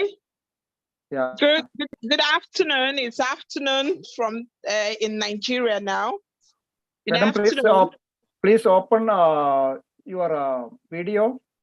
Okay. Can Yeah. you see me Yeah. now? Let me go to where there's light. Yeah. Let me go. Yeah. Can you see my face now? Yeah. Yeah. Right. Okay. Thank you very much. I am very pleased and happy to be in your midst this afternoon to give my presentation. I already submitted the PowerPoint, so I don't know if participants can access the PowerPoint, can they? Please share, madam. Try to share. How do I share it? Because I have it on my laptop now. I don't know whether you can see it, but I don't know how exactly I can share it on the screen now. Can you direct me, please? If not, it's there on my laptop. Okay, let me put it on slideshow. So, yeah. Is there Ma'am, on you my will be laptop? getting an option of share screen at the bottom of your Gmeet tab. Option of share screen at the toolbar. Okay, let me Click see. on that, share screen. Bottom of the screen. Bottom of the screen. Yes, ma'am. Middle. Oh dear, I am really struggling. Yeah. Have you got the option, ma'am? Share screen, share. I've not seen. I'm bottom of trying the to screen. get to the bottom of the toolbar of my. Oh dear. Joy, you can see on toolbar, participants, chat. There's so many options, share screen, breakout rooms, reactions. Can you see that line? No, I still can't see it. I think I'm just getting lost and lost even the more on my. It's okay. Continue. Okay, madam. You can continue. Yeah. I don't know why it's not taking me to where I can even see. You can present, madam. But is it okay if I just say it? Because I thought that because I submitted the PowerPoint, the technical crew will be able to pick it up. Perfect, Joy. We don't need to see your PPT. You just read and speak. We want to hear you. Good. Thank you. Ideas. Thank you. That's what I want to do now. So my topic is physical and social environment of Niger Delta University campus, areas that support and do not support health promoting behaviors. Okay. 1 minute. Okay, so my presentation outline is I have an introduction and then I'll be talking briefly on the social environment as well as physical environment of Niger Delta University. And I'll be talking about the health promoting behaviors areas in the universities that encourage healthy behavior. So we all know that social environment is very important because it has to do with the sociology, psychology, and anthropology in the field of public health, which help us comprehend the complex web of interaction and influences that shape human society and the individuals within the society.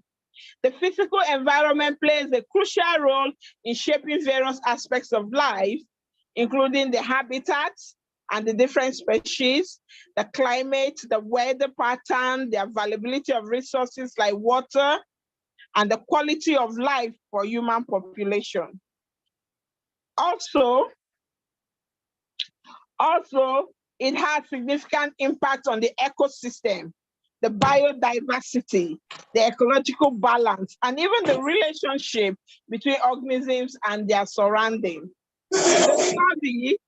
The study actually describes Niger Delta University campus, the areas that contribute positively to health promoting behaviors, as well as areas that are not or are inconsistent with health promoting behavior.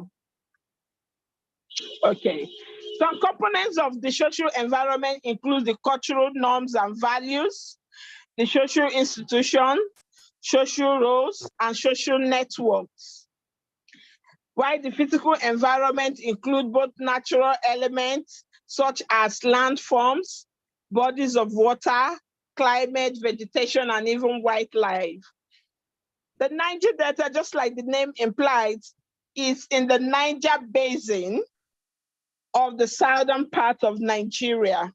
And that basin is the basin that is very close to the Atlantic and is prone to a lot of flooding and other natural disaster. So as a university campus, the social environment also encompasses cultural diversity, community engagement, because the university is situated within a rural community called Amasoma. And then you have the student life and also some cultural events. The physical environment also encompasses the campus infrastructure, the natural surrounding, recreational space, infrastructural development, housing, and even transportation. Health promoting behavior. This refers to actions and activities that individuals engage in to enhance their overall well-being and prevent the development of illnesses and health problems. These behaviors contribute to maintaining good physical, mental, and emotional health. Some key health promoting behavior include physical activity, healthy diet, adequate sleep, stress management, tobacco and alcohol use, regular health screening, personal hygiene, and even safe sex practices. Areas that support health promoting behavior in Niger Delta University campus include providing accessible health services and facilities. The university have a sick bay where students are expected to use and they access health services. There's always a periodic health education and awareness. We just concluded a mental awareness week where the students were talked to on drug abuse and other social vices that are inimical to their mental health. We also have physical activity infrastructure. We have a sports pavilion. We also have fields for football, basketball that students are supposed to make use of. We have health promotion clubs and the association, because we have a full department of health education. And so they come up with regular health promotion activities like road walk, like planting of trees, are some of the activities that the Department of Health Education normally come up with. Then we also have under areas that support health promoting behaviors in Niger Delta University. We have the social support network. We have a counseling unit where students can visit and talk to counselors, professional counselors that will help and guide them through their whatever emotional problems that they are going through. We also have the inculcation of health into curriculum. We have contemporary health problems and issues as a GST course, where everybody in the university, irrespective of your discipline, you're expected to take as a general course. That is also a way of inculcating in the students healthy behaviors and health knowledge. Areas that are inconsistent with health promoting behaviors in Niger Delta University include poor environmental hygiene. Like I said, the Niger Delta is situated at the Delta Basin, the lower part of the southern part of Nigeria, which is prone to a lot of environmental degradation. And there's a lot of gas flaring in the area that tends to pollute the atmosphere. So environmental hygiene is very poor in Niger Delta University, because the university actually is situated close to what we call the gas flaring done by Shell and Chevron. Okay. Then tobacco and substance abuse. We also have cases of students involving in tobacco and substance abuse. So that is not a good health promoting behavior. We also have unsafe drinking water. We have issues with unsafe drinking water because Niger Delta University excuse is, me, madam. Please try to conclude.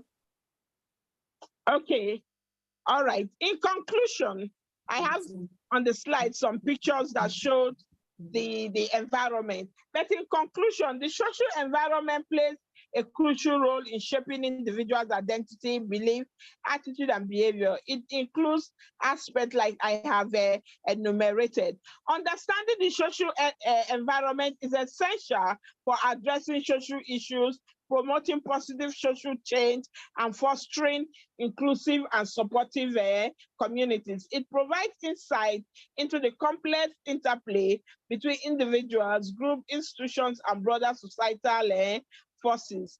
Given its importance, the study and management of the physical environment are crucial for addressing challenges such as climate change, resource depletion, urban development, and environmental conservation.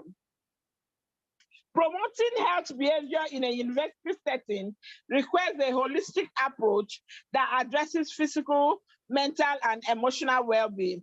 By focusing on this area, Niger Delta University in Amasuma can foster an environment that supports and encourages health-promoting behavior as against those factors that are inimical to health-promoting behavior.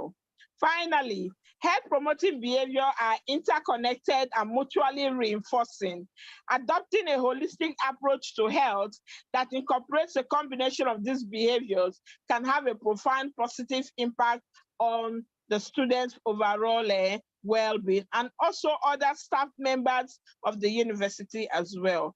And this will help in preventing diseases and enhancing the quality of life. Thank you, and God bless you. Thank you, ma'am. Thank you, ma'am, for nice presentation. I'll move on to next presenter, Professor K.V. Sitra, Vice Principal, Sri Lakshmi Narayana College of Nursing. Yes, sir. Before next participant starts, I again want to request all the participants, because you have been assigned different breakout rooms. If you're not going there and your name is announced there, you're going to miss the beautiful chance. So please click again the breakout rooms and move to your room. Thank you. Please continue.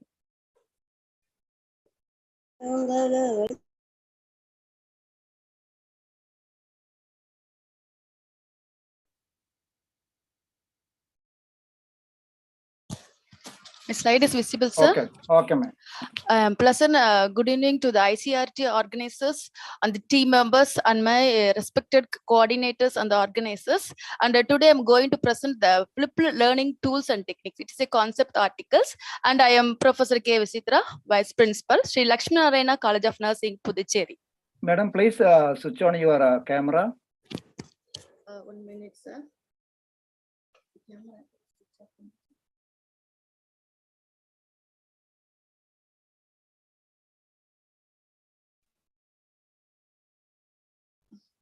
Is it okay, sir? Yeah, right. No, ma'am. Go on. Sir, here, if I'm opening that PPT, that video is going, sir. Okay. And then carry on. Okay. So actually, our previous respected people, so they have spoken about the teacher's place will not be replaced by the technology. That is true. That the term is the technology will not replace the great teachers, but technology in the hands of great teachers can be a transformational given by George Gorios. So here in the flipped learning, it shifts the classroom, especially passive learning, to the active learning. That is very important. That is from to focusing on higher order of the thinking skills, such as an evaluating, analyzing, creating, to engage the students in the learning. So here, when you're seeing the definition of the flipped learning or in the classroom, the students are previously, the content will be introduced in the home before the classes, so they can practice in the home itself, and again when they are coming to the class, they can practice working through at the school. So it will furnish the knowledge. So then assigning the homework projects to be completed by the students independently at the home. So in the flipped classrooms, we have to see the two things, how the students will be learn at the home and how the students at the learn at the schools. So here at the home means they can watch the online classes. The important thing is they can review the materials taught in the classes. So if they are having any doubt in a particular topic, they can repeat the particular content, and also they can proceed with the further research details, and they can attend the online discussions, read the text, then they can compare the things also. So when you are seeing how the students learn at the school, here they can have that discussion with the teachers and the peers, and then conduct the experiments, and then individual or group presentations always also will be presented. So by means of that, the talents will be explored. Debates also will be conducted there. Independent and guided skill practices will be improved. So when you are seeing the history, that is, and so many people have worked for this one, but the credit goes to Jonathan Bergman and Aaron, some high school chemistry teachers from Colorado in the USA. They only started first in this year of 2006. So for any learnings, we need a basement. So here, in case of a flipped learning, here we can see the 4 pillars of flexible environment. Our previous speakers, that is Dr. Joy, that is she clearly explained about the flexible environment and the intentional content and the learning culture and the professional educators, all this playing a major role in building the uplifting of this flipped learning. So in short, due to the time concern, I'm going very fast. So flexible environment in the sense of the physical learning spaces. Not only that, it also refers to the teacher's instructions. They have to provide a positive, stress-free environment to the students. They should not force a students. Mrs. Ma'am, excuse me. Sir? Debasis Das, please mute. Sir? Debasis Das. Okay, right. Visitra ma'am, continue. Okay, sir. Okay, sir. In case of a learning culture, it's shifting from the teacher-based model to a student-based one. That is the most important aspect. And also that we can make the students to be very active in the learning process, and they can also participate in each step in the learning process, and they can also take an active part in each and every part of the learning task. That needs to be a very practical way. And then content also will be very approachable and meaning for the learners, and they can update their knowledge also. And the third one is the intentional contents. That is what the content to be delivered in the classroom. Here, the teacher should have a clear idea. What are the topics and what are the things that should to be taught under this, and that has to be explored by the students. And the fourth one is important when professional educators as a we, that is in teachers. So it represents the role of the professional teachers, and the teachers must observe the students and give feedback and assess the work. So here the important thing is the feedback and assessment, how the students are performing. That is very important for the teachers, and reflect in the practices, always improvise their instruction. And it's very important, we have to accept the criticism, and then able to control the chaos in the classrooms. So whenever they are having any confusion, means that also has to be cleared. Then teacher has to decide on the content and adopt the aviates materials, choosing the strategies and maximizing the classroom interaction time. The timing the teacher has to maintain, very important. Even though the teachers play a less visible role in the flipped classroom, but she has to decide what the techniques she is going to teach during the learning process. Here I am in the picturization. I had shown that the classroom approach, that is in the traditional and the flipped classrooms. So in case of an traditional classroom, before the class and in the classroom and after the classroom. So before the class means the learner will be come to the classroom based on the topic, and the schedules will be given to them. In the classroom, the instructors will be giving the speech regarding the particular topic in the classroom and providing the study material in the book only. But after the classes, the learners are given a practice exercise and activities to enhance the learning. But in case of flipped classroom learning approaches, before the class itself, they given the study materials to go through that particular content and assimilate the learning content. In the classroom also, they can discuss the content with their peers and the teacher also. Then after the classes also, they can check and confirm their understanding by doing the further learning activities. They're having any doubt in the particular topic, they can repeat the content. So the best example is that is in pre-class videos. Imagine the students by studying the physics before each classes, the teacher shares a short video explaining the basic principles and the concept of whatever is involved with the physics subject. So they can watch the video at their own place, taking the notes and then grasping the basics up. So in the following the subsequent classes also, the teacher and the students engage in the hands-on experiment, discussions and application exercise, building upon the foundations, whatever it's laid in the video. So here there are 20 flipped learning tools and techniques I have shown in that PowerPoint. So in that, some of the tools are entirely free for the students. Some of the tools and all, they have to pay in a some little amount. They can trial and error. That means for the during the trial period, no need to pay any fees. But after that 1 month or after that 1 week, they has to pay the amount. These are all the 20 learning tools available for the present students. The first one is an Edpuzzle. Here, it is an easy, effective way to deliver the videos in the classrooms or outside the classroom also. It is not only just a video distributors. They can make the video come to the life by adding the audio notes and the question. That is very important. That is not in the practical in the previous traditional classroom. And also easy to add the comments on the videos, and the question also make the video more interactive.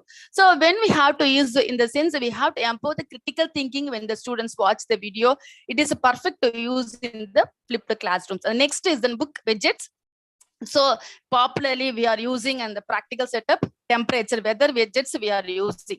So to make an interactive lessons, a widget is an element of a graphical user's interface that displays the information or provides a specific way for a user to interact with the operating system or an application's example, icons, videos, cut-off menus, menu bars, switches, weather widgets, and the forms.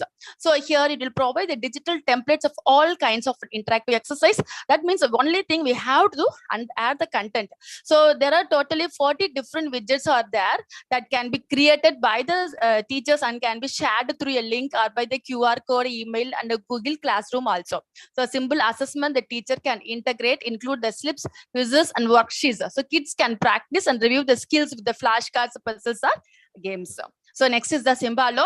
It is a free educational tools. So entirely free that organizes all of our online resources and tools into one easy place. It helps to organize the web resources in one place. So here we can see that small Symbalos that is stored on your dashboard in the form of the buttons. So the dashboards will set us a home page so we can find the resources and need immediately. It gives the possibility to personalize the dashboards. So here I have given the different colors in that slide. That is a green tiles means it shows that student science experiences. Orange tiles means resources for the computer technology. Like that, based on the color, so many content will be displayed. The only thing with the teacher has to select the dashboards. Next is the Brain Pop. It is an animated educational site, especially for the kids. So the content covers the hundreds of topics within the basic subjects involved for the students, and thereby the unlimited resources will be created. The teachers and the students also will be engaged in the school, at the home, on the mobile devices. Here also the various activities they can carry out, what I had explained in the previous slide. And then fifth one is the explain everything. The name itself, we can understand that it is very able to easy to understand, make your own interactive tutorials and the presentations. The principle is very simple. It's an interactive screencasting whiteboard. That means we can make a presentation, record everything, drawing, saying, add pictures, highlight, write, test. Even we had a nice red pointer also. Here also, it is this app is entirely free. Then Duolingo, it is a language teacher, digital language teacher. It is made for teaching foreign languages. It is a free mobile app and web. That means it was introduced in the year of 2030. So Google invested a lot in this language app. There are just so many languages to choose from them. So the students have to set a goal from 5 up to 20 minutes in a day, and they can pick up. They're a beginner means or not. So if not, they have to take a placement test. Duolingo focuses on words and translation is very So before the classes, the pre-assessment will be taken out to know about the basic level of the students. So it is a micro learning app, perfect to use for the flipped learning. Next is the TED Ed. So it is a technology, entertainment, design. It is an education initiative, goal supporting and learning. And they produce a growing library of original animated videos. It provides an international platform, especially for the teachers to create their own interactive lessons. So all the videos are made by the TED Ed, and other teachers are mostly, they can make the short videos, and it should not last for longer than 5 minutes. So the difficult topics can be taken out. In short, it has to be displayed there. So choose a lesson topic and find a suitable video in the library. It is very helpful with the finding resources and helping to explain everything. Only thing, the advantage is we can save the preparation time. And then next is the Claris Sketch. It's an app that enables to create animated sketches. The name itself, we can come to know that combines speech, drawing, and photos to clarify the intentions. And then the pictures also I had shown below that point. In classrooms, we can create a flipped classroom videos, explain the complex process so that the students will be easy to understand, and illustrate a given topic also. Better understanding of the students, clarify what exactly students have to study or to do for homework, and give students feedback by talking. So whatever the technological method we are implementing to the students, assessment and feedback is very important for the teacher in order to know about the understanding knowledge level of the students. It is clear Excuse to me, the student. excuse me. Sir? Madam, try to conclude. Okay, Our sir. time is only 10 minutes, maximum Okay, 12 sir. minutes. Okay, right. Test with the blank space and Khan Academy one side. It is entirely available free in India. It was prepared by our Indian people. So the students, they can select the math, science, engineering, computing, arts, humanities, and economics. It starts from grade 1 to 12, and then state also I had mentioned in that slide. It is available for both the state board and the CBSE board. Next is the Glassglow. It is a software product created by the Promethean. And the Nearpod, it is works on a variety of devices from smartphones to laptops. Kidam, it is an LMS, they used to say. It is a one-stop shop for the learning management system. Play, pause it, and then Hippo video, and then Loom, and then WhatsApp. We are all familiar with this WhatsApp. In that during our pandemic season, everyone, we had the opportunity to practice this WhatsApp app. Then Show Me, then Dozery, and then last one is a poll everywhere. So then so many research has also been carried out. It is that large number of students have the flipped classrooms approach over the traditional pedagogy. So to conclude the topic, it is an existing and engaging model of the instruction. This method of instruction puts the learning in the hands of the learner and asks the educator to facilitate the learning process. The basic philosophy behind the flipped model means we have to ask the educators and the students to change the attitude towards a classroom experience from the board to the interesting experiences. They were my top picks of the flipped classroom tools for the teachers. I hope I gave the right tool to flip the classroom and start with the blended learning. Share this post with my dear fellow teachers that trying to get everything out of the flipped classrooms. I thanks to the organizers of the, once again, I thank the ICERT organizers and the team members and my respected coordinators and the chairpersons. Thank you, sir. Thank you, Vistara ma'am. Okay, sir. Thank you, sir. The presenters, please very careful about your timing. Only 10 minutes, maximum 12. So keep the time. Next, our presenter, Dr. Khagara Abdul Ballo, Associate Professor, Federal University of Technology, Minna.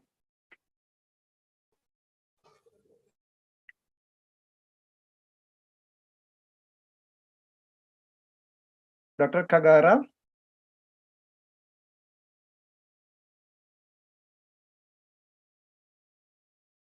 Is not there. We move on. Next presenter, Dr. Bukola Ahimi, Senior Lecturer, University of Lagos. Good morning, good afternoon, good evening. Happy Teachers' Day to everyone. Now I'll start to share my screen. Yeah.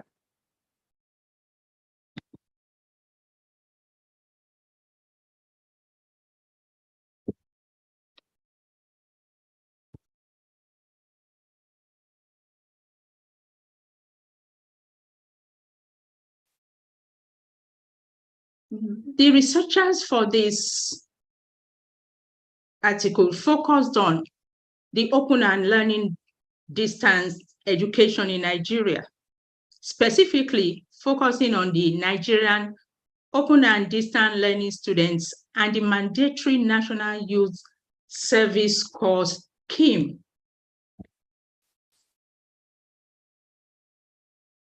Nigerian secondary school graduates are increasingly seeking university education for personal development, intellectual enrichment, and career goals.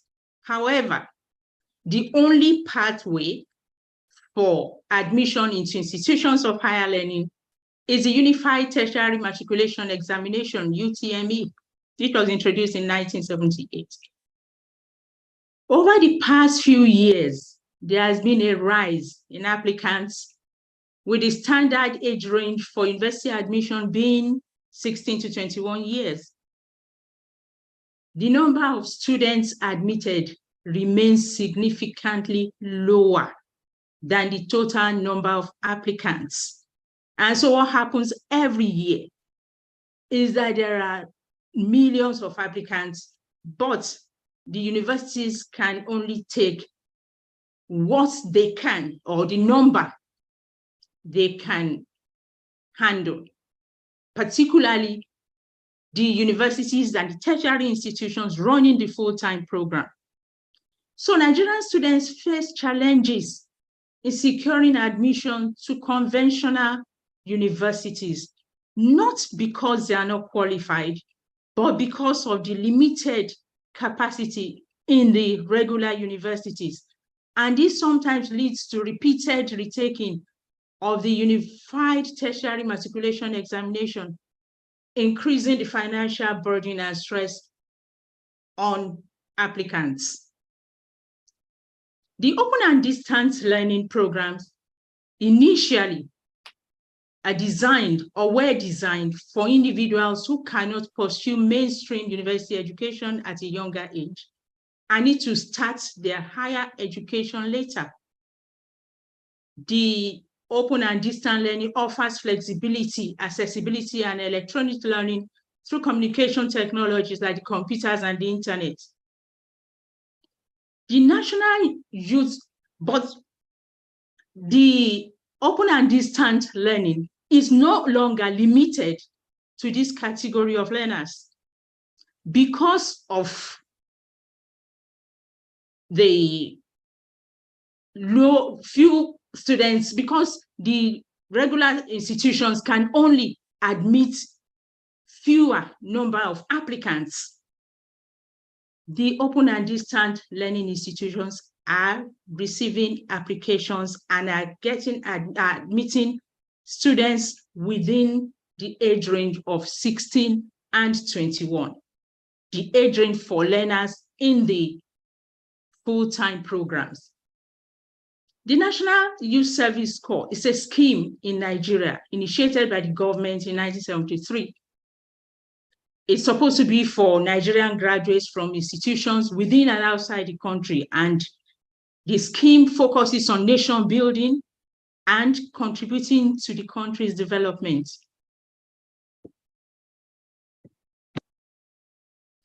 The open and distant learning program students. This article focused on the preparedness, because the learners are getting younger and they are finishing graduating at ages. For the NYSC scheme, those taking part in the scheme are supposed to be below the age of 30. Students who graduate from higher institutions below the age of 30. It's not for those above the age of 30. But because of the situation in the country and the fact that younger students are getting admitted into the open and distant learning programs, younger students are graduating from open and distant learning programs and they are excluded from the NYSC scheme.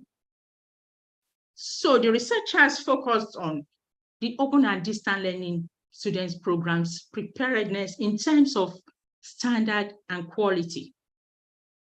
This to ensure that the academic aims of the government establishing ODA institutions are considerably achieved.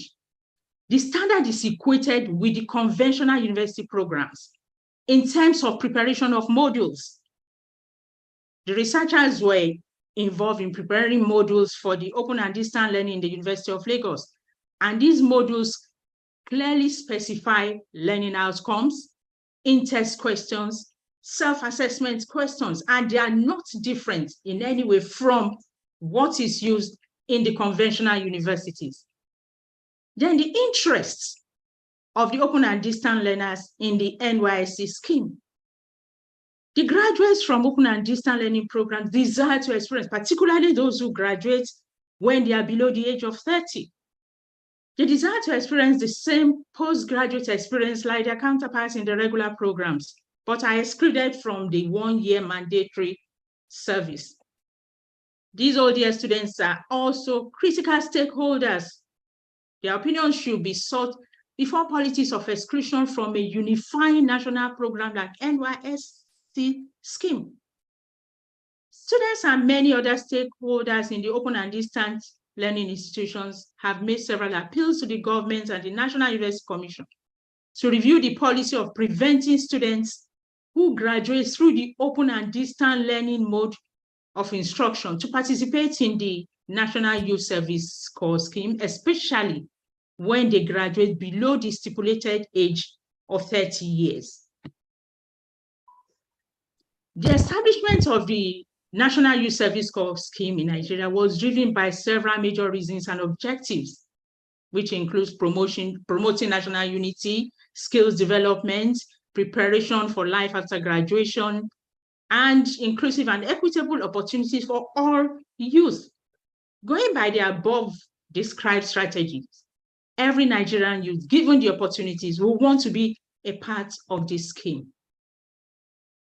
Disappointment of open and distance learning students over their exclusion from the NYSC scheme. The disappointment among students of the ODL institutions, especially the National Open University of Nigeria students in their exclusion from the National Youth Service Corps scheme, was observed in their threats to go on a nationwide strike in the year 2015. These students expressed their frustration and disappointment over the fact that they were not allowed to participate in the NYSC scheme by putting the following grievances forward. Discrimination. Sometimes they are discriminated against because they have attended the open and distance learning institutions. And it is not that the content of what is taught in the conventional universities is different from what is taught in the open and distance learning institutions. So we looked at the objectives. The researchers tried to investigate the extent of ODL students' preparedness in terms of standard and quality of the program. Tries to evaluate the extent of interest of ODL students in the NYSC scheme. And there are verbal reports of students after the final exams. They tell their instructors, well, I'm 24, I have graduated, what next? Because they are excluded from the NYSC scheme, they are not able to participate, even though they are within the age recommended for participation. The study also tries to ascertain the extent of disappointment of ODL students as a result of exclusion from the NYSC scheme and examine the gender difference on all the variables. Dr. Karim, if Dr. Karim is on, she's supposed to take the methodology and the results. Dr. Karim? My co-authors are supposed to be here. Maybe they are unable to log in. The research methodology was a descriptive survey using the University of Lagos students in the Open and Distance Learning Institute. I'm here, ma. Okay, Dr. Karim, go ahead with the methodology. Thank you very much, ma. And happy Teachers' Day to everyone here. Now, from the research, I'm taking from the research methodology. The research design adopted for this study was a descriptive survey. The population of the study consisted of all the ODL students in the University of Lagos. The sample for this study were 201 students, out of which we have 114 male students and 87 female students. So this sample of 201 were selected through a simple random sampling Then the instrument for the study, there was an instrument was developed by the researchers. The name of the instrument is the NYSC DLI NYSC scheme questionnaire. And the analysis of data was done using simple percentages, frequency counts to analyze the data to answer the research questions. And the hypotheses were tested using independent t-tests. Now, moving to the results. The first research question is, what is the perception of ODL students on their preparedness for the NYSC scheme? And we have a preponderance of ODL students being prepared for the NYSC scheme. Unfortunately, they will not be involved in the NYSC scheme, but they are prepared. 197, a very large percentage, 98% are prepared for the NYSC scheme. The second research question, what is the extent of interest? The same high rate of interest.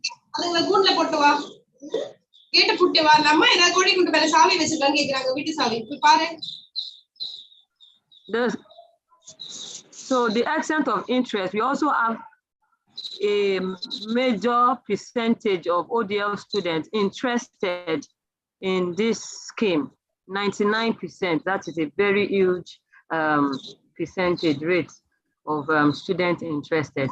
And now moving to the third question, the extent of disappointment. What do you expect?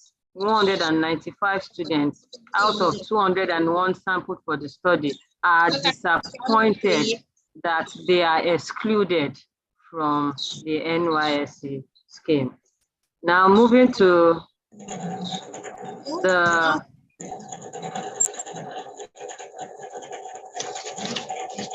participants, please mute your microphone and conclude. Okay. Conclude. Sorry. Moving to the summary.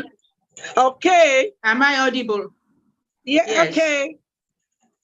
Dr. Kojide here. Go ahead, Dr. Okojide. That's it. Go ahead, Dr. Okojide.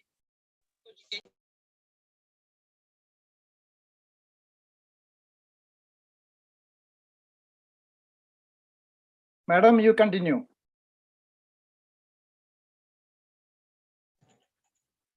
The National Open University Scheme, the National Youth Service Scheme in Nigeria, despite its challenges, has played crucial role in fostering national unity, sense of belonging, and the spirit of brotherhood among Nigerian youths.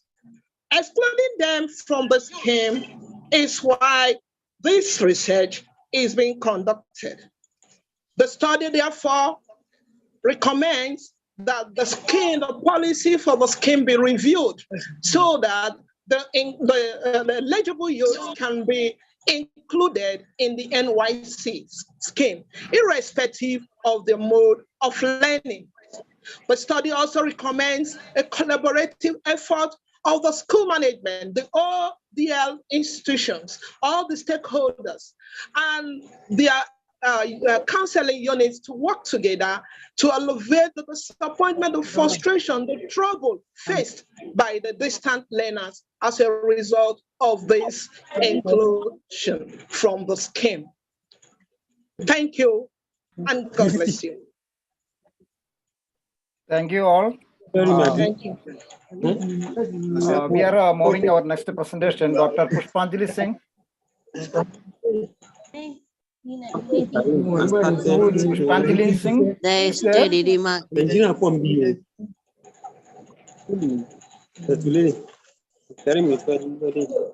Ukola ma'am, please mute your microphone. Hello. Am I audible, sir? Yeah. This is Dr. Pushpanjali Singh. I mean, like 12 minutes. What is this? I want to organize. I know. Participants, please mute your phone, microphone. Okay. Hello. Yeah, madam. Sir, I think he has to close. She has to close this screen. I'm unable to open my screen actually. Oh, what is happening? The bottom of the screen, you can see the share screen option. Yeah, but this is not opening actually. My screen is not coming to me. Just a minute, sir. Just a minute. Any key exam. What is happening? It's any key exam office people document. Yes. Sir, am I visible? No. So my screen is visible? No, no. No, just a minute, sir.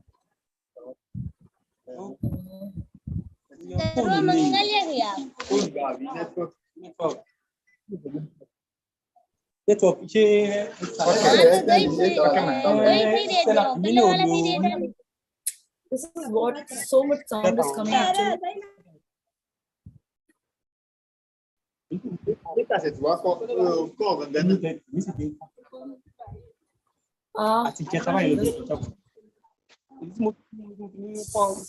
Excuse me, participants, please mute your microphone. All of you mute your microphone. Oh. So just a minute. Yeah.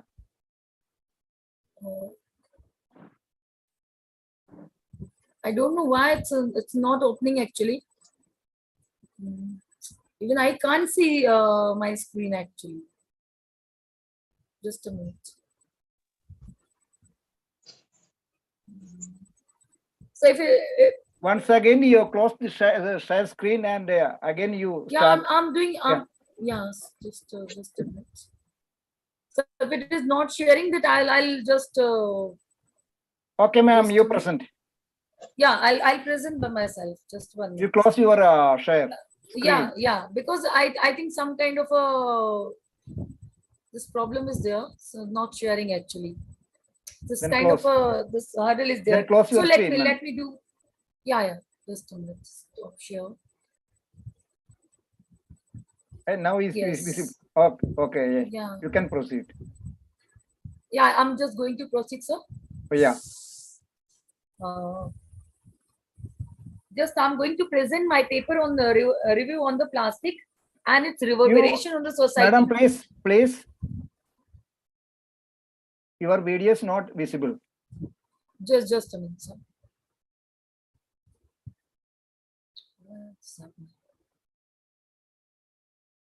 So just a minute.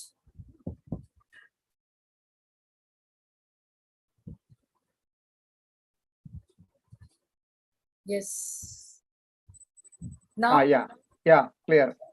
Okay, sir. So I'm just going to present my paper on this review on the plastic and its reverberation on the society. A subsequent ultimatum. This is Dr. Pushpali Singh from School of Management Sciences, Lucknow. And a very good evening to all of my ICRT family and everyone present over here. So everybody knows about the plastic. Now we are covered with the plastic. So plastic, this time plastic has become the vital asset for us. So to define the plastic, we know that plastic is nothing, it's a polymer. And this has become it's become the vital asset for the humanity. So the extensive research is going on that everybody is not, they stop using the plastic, polythene bags and all. We are working on that. But we have started to work with the plastic, the natural plastic, like silk, rubber, cotton. These all are the natural polymer. On that we were working before that. But slowly, the plastic term has been taken by this petroleum plastic. So now we are synthesizing. Means with the time we were synthesizing the plastic, and the polymer has become it became problem for us. So if we talk about the plastic polymers, we can come in a variety of forms, such as like a nylon for the jacket, plastic glasses, plastic plates. A lot many plastics are there. So in 1907, there was a one scientist. His name was Leo Hendrik Backlund. He has synthesized one plastic, and because of his name, that has been named as a bakelite. So bakelite is made up from the phenol and formaldehyde. It was a kind of a resin, and bakelite we know that this is used in a high-tech instruments, like in the telephone, in the hardware of this desktop, mobile plastic, means buckets. We are using the bakelites and all. So Leo Backlund was Henrik Backlund was that person also who has given the term plastic. He has used the plastic term. So if we come on the historical background of plastic, so we'll find that in 1907, Backlund has synthesized the bakelite and used the term plastic. But before that, in 1868, there was a scientist, Alexander Parkes, who has unveiled the first man-made plastic in the Great International Exhibition in London. And it was nothing, it was a cellulite. And he has emphasized on the fact that this cellulite can work all the work what rubber can do. So it will be more beneficial for the humanity.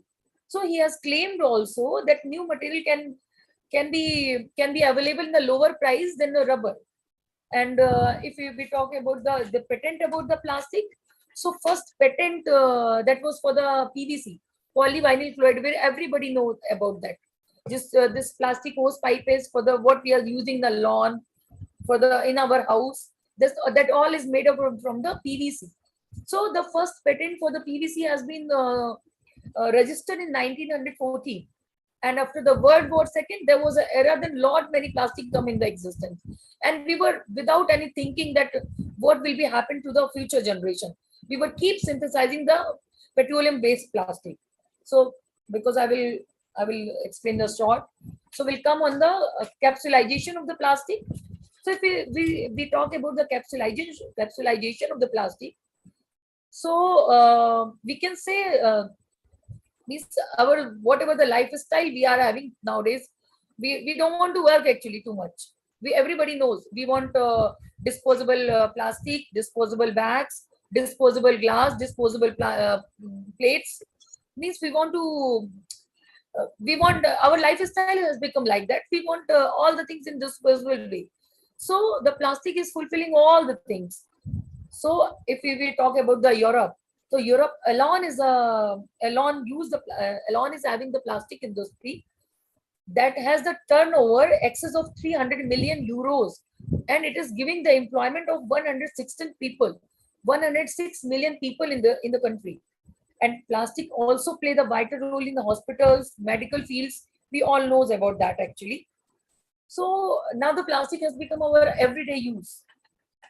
So due to its, but the problem is coming this non-biodegradable nature of the plastic, because the petroleum-based plastic is non-biodegradable. So that is creating problem for our environment. So but there was one person, that Anne Canacher. He was a director of a film that film was addicted to the plastic. Once he said in an interview to the Green News, "I don't think the material is to be blamed. I think it is our misuse of the material as a consumer, the ineffective recycling of the policies, and lack of a producer." So as per him, if we use the material in the proper way, that is really beneficial for us. But now our generation is not understanding all these things. Not our generation, actually we are responsible for that, for our age, for our simplicity of the life. We keep using the plastic and all. So increase use of the production of the plastic in developing and emerging countries is a particular concern, as the sophistication of their waste management infrastructure may not be developing at the appropriate rate to deal in their increasing the levels of the plastic waste. And if we talk about the plastic uses, the virgin plastic we are not using actually. We are using many additives and all in the plastic. So these additives include the fillers, carbon, silica, reinforced material, plasticizer. Many things are there what we are using. So what is happening actually? Why the plastic is becoming concern for us? In place of instead of polluting our environment, That is very, very bad for that very toxic for us, for the humanity also. Because like if we talk about the PVC, we are using the bisophenol also. Lot many lead we are using, tributyl tin is using. So we are using the PVC. Actually, the tributyl tin is a carcinogenic nature. Even we are using its anti-fouling agent in front of a ship to remove the any kind of algae deposit on in front of the ship. So that is what is happening. Plastic is not so much dangerous. If it is piling up, that time this is dangerous. But what kind of additive, what kind of coloring agents we are using, additive we are using, that is slowly leach out from the plastic and creating cancerous kind of a thing for us, and creating hazardous toxicity for the humanities. So the global bioplastic and biopolymer market is poised to grow at the compound annual growth rate of around 12.8% over the next decade to reach the approximately 8.9 billion by the 2025. If we come on the virtue and flaws of the plastic, so we come on the virtue and the flaws of the plastic, then we find the benefits of the plastic. So we know because this is beneficial, that's why we are using, we are keep creating, we are keep synthesizing the plastic. So we talk about the benefits. So I will use few uses, like the building and construction industry. They're using this in a proper way, like a plastic foam insulation in a homes, building. Each year could serve as we are using in the building material as a building material also. It is saving over 60 million barrels of oil or other kind of insulation. Like modern packaging, if you we talk about the packaging, so now to carry out the food and all, we are using the plastic bags. Actually, the plastic bag is not having any intense impact on all that. As I said before, the what chemical, what plasticizer, what additive we are using, that is toxic to us. Otherwise, if you talk about the modern packaging way, then this is beneficial for us, because if same amount of food what you are going to carry in a big plastic bag, that for that you have to use at least 3 pounds of aluminum to bring at home, and same amount of a product you will need to take 8 pounds of steel and 40 pounds of a glass to carry the same amount of material. So of course plastic is beneficial, but toxicity is because of the additive and all what we are using. If you talk about the okay, we'll come on that. Madam, try to conclude. Yeah, so actually I'm taking very less time. Lightweight, this is a beneficial for that. It's a so we can say hardly look you can say you will not found any material around you which is not having the plastic. Most of the material, you can say almost all the material around you is made up of the plastic.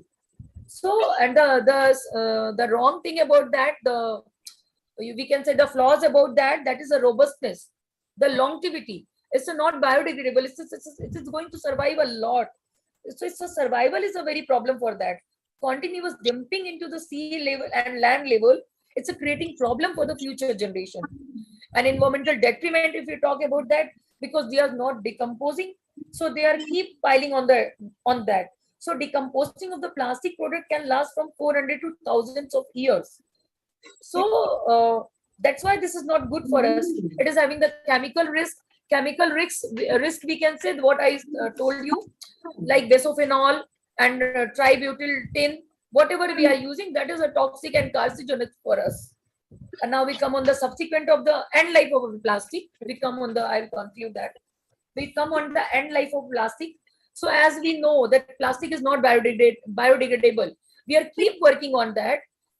Still, we are trying to do the end life of the plastic. What we are doing, we are trying to recycle the product. Whatever we can recycle, we are trying to recycle, reuse the product. So what we are doing, like we are knowing that used plastic bottles and other thing, you just keep and dump it in the one place. They are collecting it from there, and this is going to MRF, means material recovery facility room. It is going from there, that is going to the reclamation step, means where the used plastic has been chopped up, cleaned, washed, and going for the recycle process. So number of companies are there, the handling and reclaiming the post-consumer plastic today. over the 5 times greater than in 1986, growing from 310 companies to now we are having 1,677 companies. We are working with the reclamation of the plastic. Now, after that, this is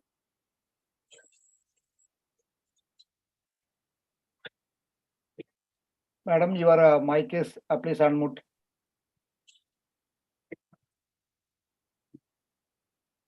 Unmute your microphone. now, yeah. Okay, okay. Yeah. Okay, now I'll conclude my this topic, actually, because I think we are lack with the time. Yeah. So simply, I would like to conclude my paper like that. Like we have started when we were starting work on the polymer. When we started the plastic, that was something from casein. We were polymerizing the thing from the natural polymers, like casein, which is a protein present in the milk. We were polymerizes that, and we were preparing some kind button of a thing. Same way, like from the cotton, from other starch-based polymer we were using before. Slowly, we were unknowingly we have moved up for the lot of to enhance the production rate. We came on the petroleum-based plastic. It is a strong also, resistant also, and giving the actually hard quality also. So we came on the petroleum-based plastic. In the last couple of decades, it is we found that bio-derived plastic have become the available and that provide good replacement. Now we are finding that because there was a kind of a problem, it's a keep piling. So for the sustainable development of the environment, now we are again coming back to the biodegradable plastic. So this is our we are keep working on the sustainable plastic, sustainable development for the sustainable environment. So in the last couple of decades, we are finding out that bio-derived plastic have become the available that will provide the good replacement.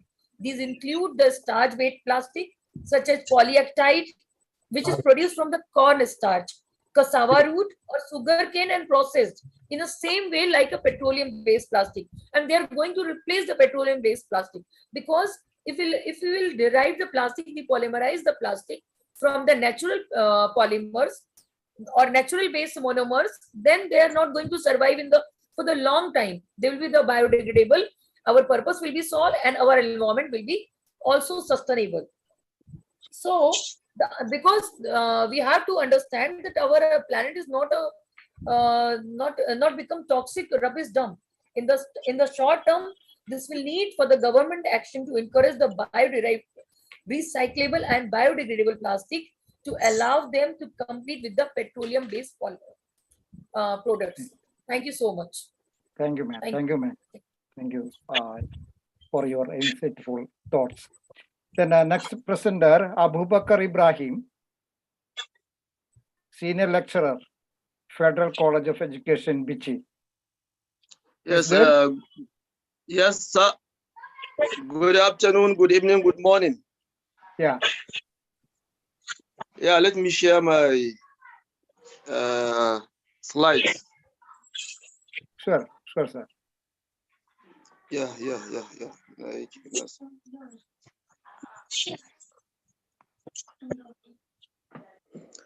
Yeah, as the name implies, I'm Abubakar Ibrahim Muhammad from Federal College of Education Technical Bichi, and with me, Dr. Samaila Hamza from Abubakar Tabor University, and Dr. Musa Ali Jogana, FC Bichi, and the fourth is Dr. Rabiu Haruna, also is with me. So we're presenting our research project here in this noble day of Teachers' Day, and I'm saying to all happy Teachers' Day. The topic implies assessment of the implementation level for entrepreneurship education at technical colleges in Nigeria. So, as we know, the importance of technical education, which is the bedrock of any country to become developed. So, an entrepreneurship goes hands to hand with technical education. So the problem here lies that in Nigeria, we have technical colleges, and technical colleges are doing their possible best in skills acquisition. But most of the graduate of technical college, they graduate without entrepreneurship education. So this, in some years back, there was a models has been developed how to integrate technical entrepreneurship into technical college education. So this project is trying to assess the implementation, the level of implementation of entrepreneurship in technical colleges in Nigeria. So this presentation, as I've said, it will be in collaboration. As we earlier mentioned, all the co-authors are with me now, and I want the host to take a note of this. And we are all together in presenting this paper.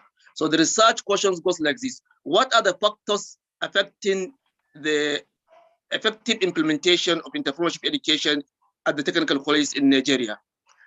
The research question 2, what are the important competencies of entrepreneurship education among technical colleges students at the technical college of Nigeria? That means the objectives is to see or to highlight the level of implementation and the factors that hinder the implementation in the technical colleges. So after that, then one sees the important entrepreneurial competencies with the technical college education all through the programs which they need in their day-to-day learning and teaching, in their day-to-day education. So the next is methodology. This research survey, adaptive research survey, and the population of the study comprises of 643 respondents from the technical colleges who possess working experience in the teaching and learning of technical entrepreneurship.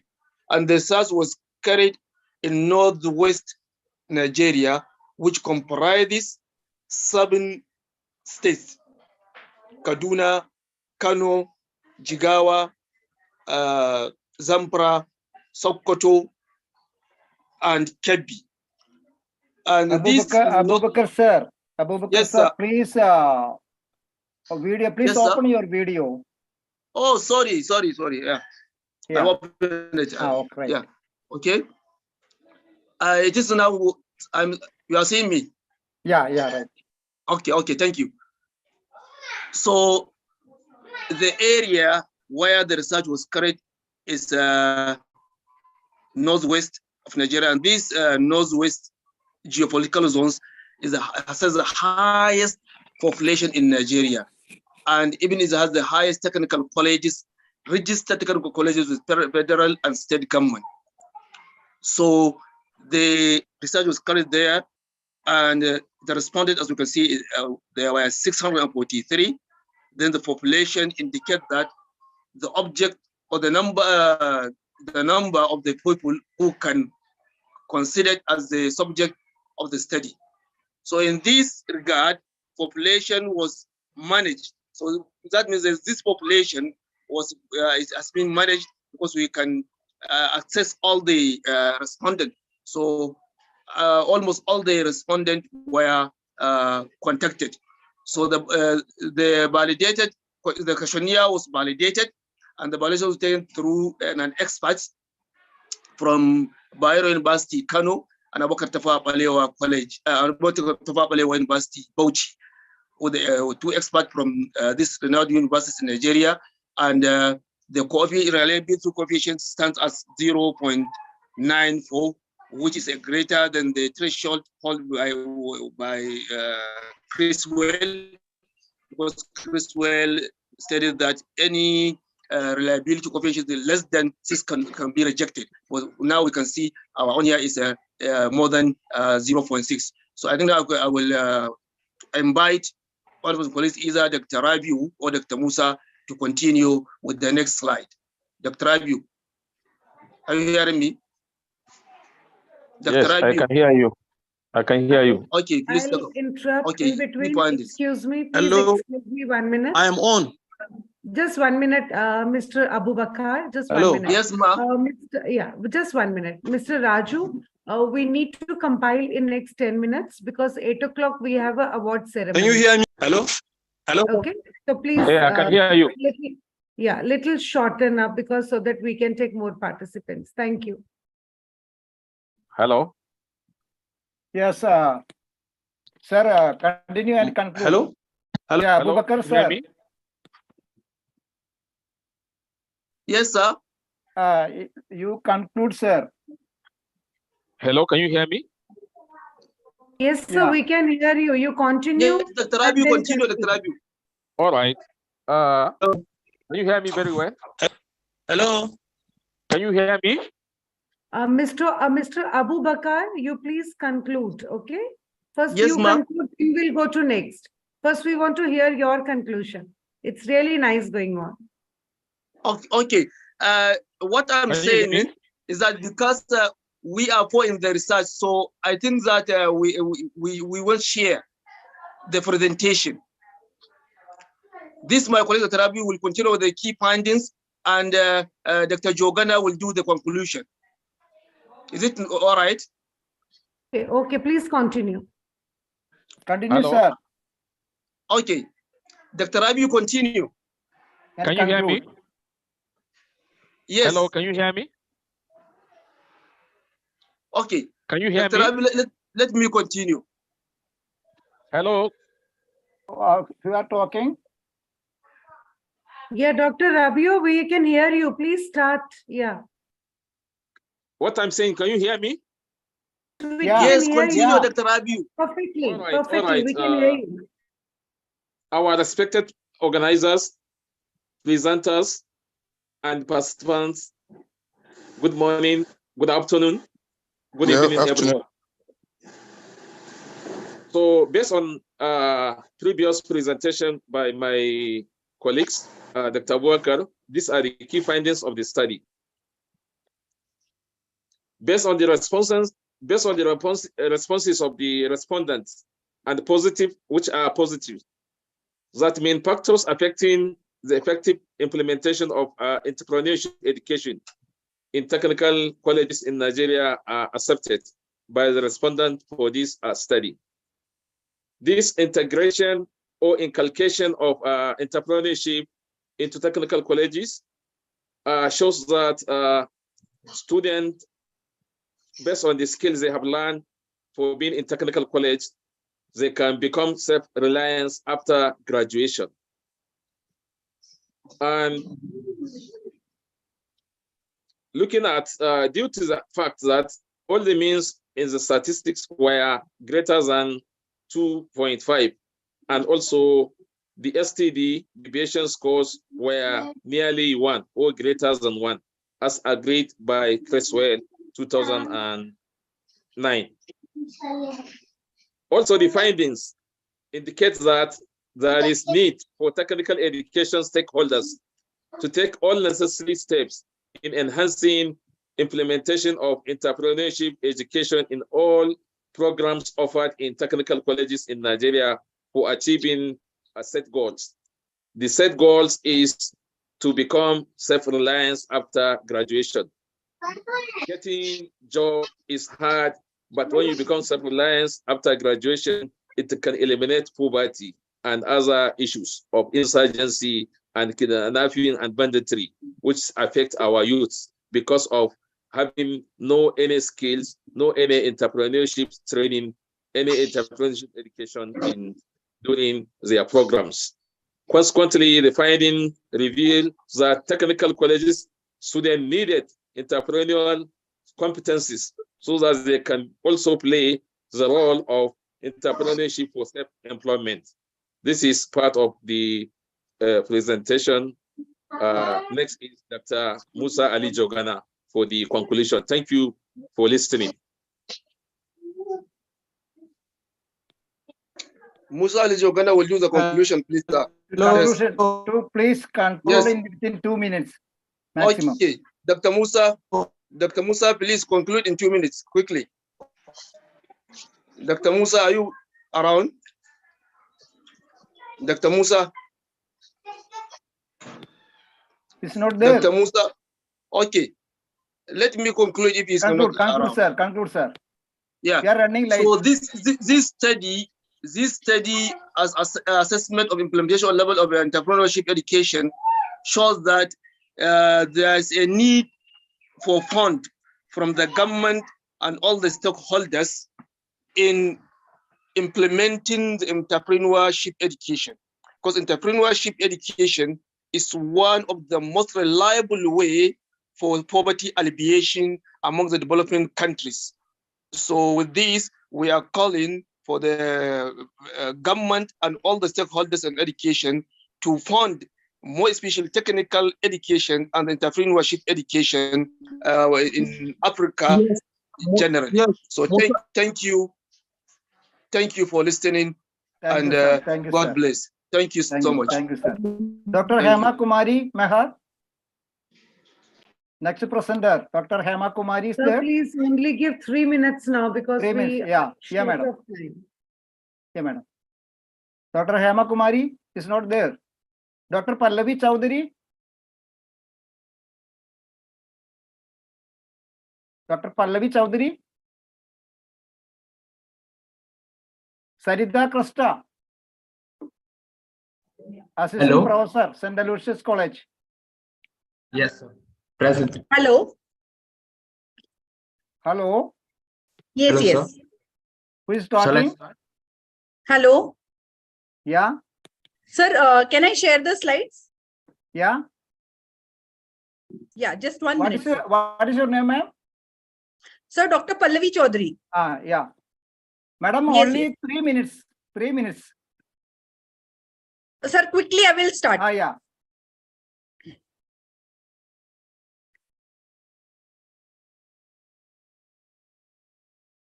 Sir, are the slides visible?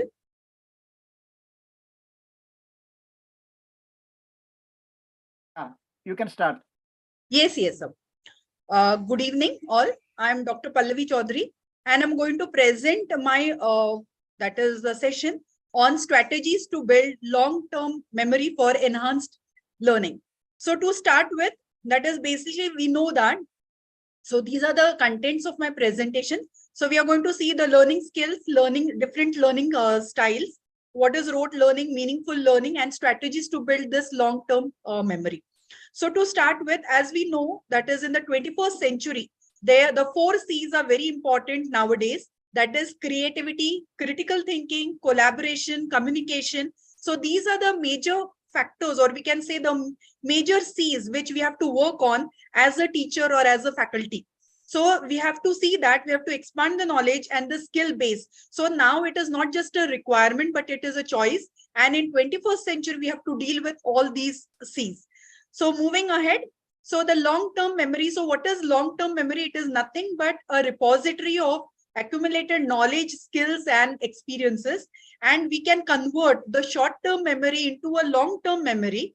So that will be helpful for the students also to understand and to revise whatever the contents they have learned. So generally what happens, we come across about that is across students, that is they don't remember, or they are blank sometimes, or they can't recall. So that is why there are strategies, or we can say there is a need of the strategies to develop this long-term learning, and which will help them for enhanced learning also.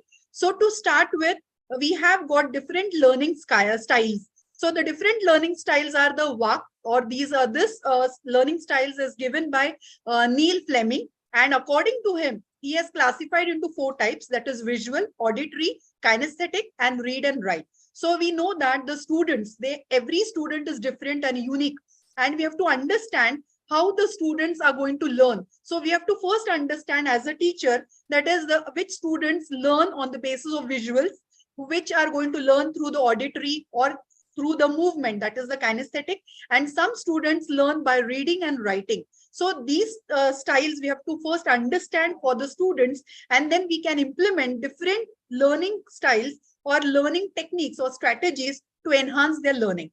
So for that, we also have to understand as a faculty or as a teacher that what is the learning pyramid. So we can see that in the learning pyramid, there is different, that is the percentages is given, and here the different strategies, that is the lecture, reading, audio visual, demonstration. So these are the different strategies which are adopted by the teacher during the teaching.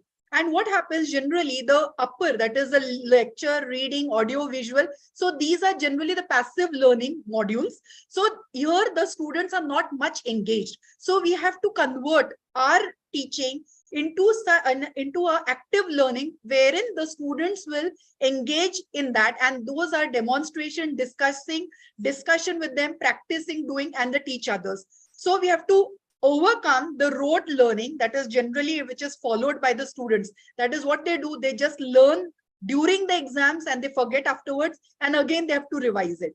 So we have to go for meaningful learning, and so there are different strategies. So these are some of the strategies which we can follow to build the long-term memory for the students, and which will help them for enhanced learning. So we have got the mind maps, we have got the chunking, then the storytelling. So if any difficult topic is to be understood for the students, we can plan them that topic into some stories, small short stories, and that can be told to the students so they can remember that point for lifelong. So there is linking technique is there, then rhymes, then acronyms are there, then use of colors. Even colors play a major role for the learning enhancement of the students. So that can be done. Then graphical representation is there, then association, real thing.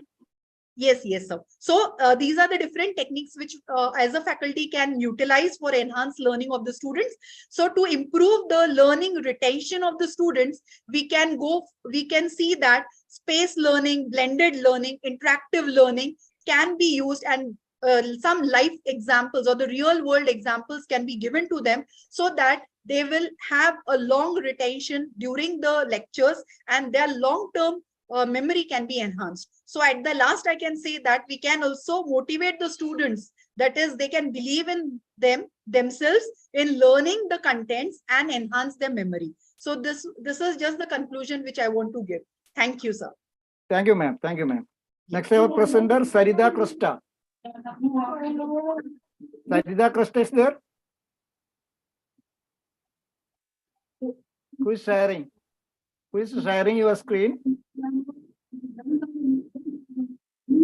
Hello, sir. What's your name? Sir, I'm the co-author of Sarita Krasta, and she is present in the meeting. My name is Lenin Coutinho. Only 3 minutes. Yes, sir. Conclude your ideas. Okay. Shall I begin? Yeah. Okay. Thank you for the opportunity. So, since we are running on shortage of time, I would keep things very brief. As you can see on the slide, the research paper topic stands to be impact of metacognitive strategies on student learning. Well, the first question that comes into the mind is, what is metacognitive strategies? The word meta is derived from the Greek language that means to self-refer. And cognitive, as we know in science, it is related to psychology. It is the process of how individuals or humans basically learn. So combining both the words, metacognitive means to understand how I as a person try to learn. But in this context, as we are educators here, we try to understand how we can improve or how we can help students enhance their learning. This is the roadmap. I would start, you can just go through for 3 seconds. Moving on, the introduction, as told already, metacognition are basically the thought processes, or how I think within myself, how I learn how I think while I learn. All these things, the minute details that I can change through my thoughts while in the context of learning are referred to as metacognition. For example, if I take a book and I start to study a certain topic, the thoughts that go into my mind while I learn them are called as metacognitive thoughts. And the way I change those thoughts to improve the understanding of my concept. For example, if I go on questioning, am I understanding? Is this worth it? Is the time that I'm giving to the concept enough? These questions are... Very sorry to interrupt you, but you have to wind up in next 1 minute as we have to start the award ceremony. We are already running short of time. So we have to Okay. end this technical session and proceed with the award ceremony. So please Okay. wind up. Shall I continue? Yes, yes, sir. Thank you. Okay. Dilpreet ma'am, your voice is not audible. Hello, ma'am. Am I audible? Yeah. You Sir, are we have to audible, conclude Dilpreet. You the are session audible. and start with the award ceremony. Okay, We're right. already running short of time. Yeah. Please wind up the session. Okay, thank you. Thank you, Dr. sir. Raju, can I continue, please? Continue. Conclude 1 minute. Yes, sir. So the main objective of the study is to raise an awareness of the metacognitive strategies in students. The main problem while we were undergoing a questionnaire study was people don't even know that this concept is existing in the field of education. Secondly, it is to provide a database or a knowledgeable source for educators so they can put it to use in their classrooms, not just stick to the theoretical findings that are provided in this research. And thirdly, to enhance learning for everybody. And there are lots of literature review available, but the main findings are listed over here. Unfortunately, I cannot go in depth because of the shortcoming of time. But mainly this term metacognition was first coined by the education psychologist John Flavel. And as you can see, 7 literatures are diversely listed. The main first 4 are very important. Women in 1990 facilitated, Okay, continue and conclude. yes, sir.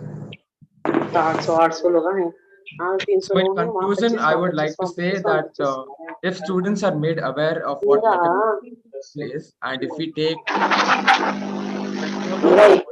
think in the context of learning, it would really enhance both educators' job and job. Thank you for your time. Okay, thank you, Len. Dr. Sonia is there? Dr. Sonia. There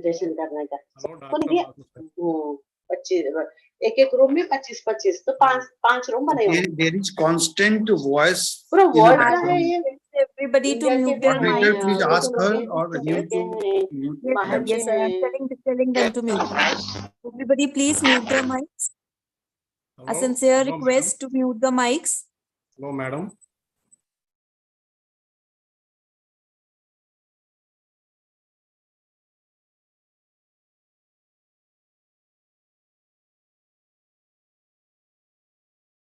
Hello, madam. Hello, Dr. Kaur, madam. Hello, madam. Yes, sir. This is Dr. Muddam Chandrasekhar, madam. May I know whether my presentation is in the schedule or not? I am waiting since 5 Actually, sir, we have concluded with the technical session. So we are now proceeding to award ceremony. Excuse me, madam. Jai Hind. So what about the Yes. remaining presentations? I've been waiting for long since the evening. I understand, ma'am, but due to shortage of time, we couldn't take up. If you want to summarize your opinion in just 30 seconds to 1 minute, you're welcome. Of course, I would do it because I'm running out of net also. So I'll just switch on the video and conclude. And, I would like to listen to your opinion regarding our seminar. Yeah. Thank you so much. Thank you for giving me a chance. This is Dr. Tushti Sharma, Professor and Head Department of Languages, Swami Vivekanand Subhati University. I'm going to speak about and artificial intelligence. The idea got instilled when I was awestruck on the competency, efficiency, and abundance of tools available on digital platforms during the pandemic. The innovation was thought-provoking. Being a certified life skills trainer, I wondered whether a human acumen can even be replaced by digital intellect in this era of information. I researched on search engine to read Sebastian Rull. He quoted, "I think that artificial intelligence is almost a humanities discipline. It's really an attempt to understand human intelligence and human recognition." Now, what I mean was that life is really required for these interpersonal skills and no AI can work on it. mind clock always keep alarming every apprentice about apprehensions regarding AI. Can a machine ever scale up with a human level of empathy or compassion? After research and exploration, reply is no. While an AI application can respond, analyze, and predict based on the input it receives, still robots and algorithms are not capable of producing authentic, genuine care and empathy. AI can replicate many of these capabilities. Still, some of the safest fields are ones that solely focus on human interaction. Again, speaking about creativity, another significant avant-garde helps employees to develop innovative solutions to the unseen problems. It requires openness to innovation and mental flexibility, which is not allowed by AI. And I would like to conclude in the last that though we speak about a lot of chatbots and AI these days, presently the current AI is narrow AI and has limited potential to interpret human emotions. That's why there can often be responses that cannot be analyzed because of these limitations. Therefore, the human intellect having good soft skills can fill these gaps and devise the right solutions for the customers. Thank you for giving me this chance. I hope I was able to make my point. Thank you so much, ma'am, for cooperating with us and summarizing it so quick. I'm really grateful. So now I would request the chairperson of our technical session to formally conclude the session so that I can proceed with the award ceremony. Okay. Yeah. One more presenter is there, Madam, Professor Muddam Chandra. Yeah, ma'am. Give the 30 seconds. Sir, within that. Hello, sir. Yeah. I extend my World Teachers' Day greetings to all my fellow colleagues and teachers. My presentation is related to the current status of higher education in India and what are the problems that are being faced by the teachers and the students and what are the reforms that we need to incorporate in higher education and what is the role of central government and HRD. I referred some annual reports of HRD and as well as the Indian higher education. Conclude, sir. Conclude, sir. And in all this, government is trying to achieve the Vishwaguru status, and how can you achieve it? For which I have some suggestions, but due to lack of time, maybe I would like to submit my paper. In that you can go through. Thank you. Yeah, carry on, sir. Carry on, sir.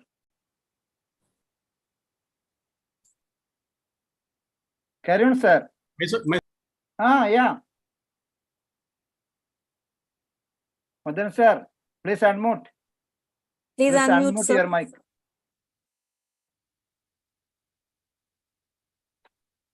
Who is sharing the screen? I think we should have to conclude. Please stop. Please, we have to start with the Please stop sharing. It's a humble request. It's a humble request, Raju sir. We have to start with the madam. ceremony, I am concluding, sir. Yeah, concluding, madam. Good evening to all, ladies and gentlemen, esteemed participants, presenters, and distinguished guests.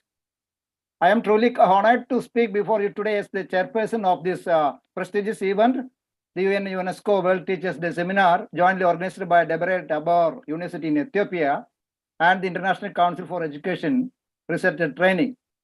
It is a momentous occasion, and I want to express my gratitude to each and every one of you for participating in the seminar on global dynamics in teacher education.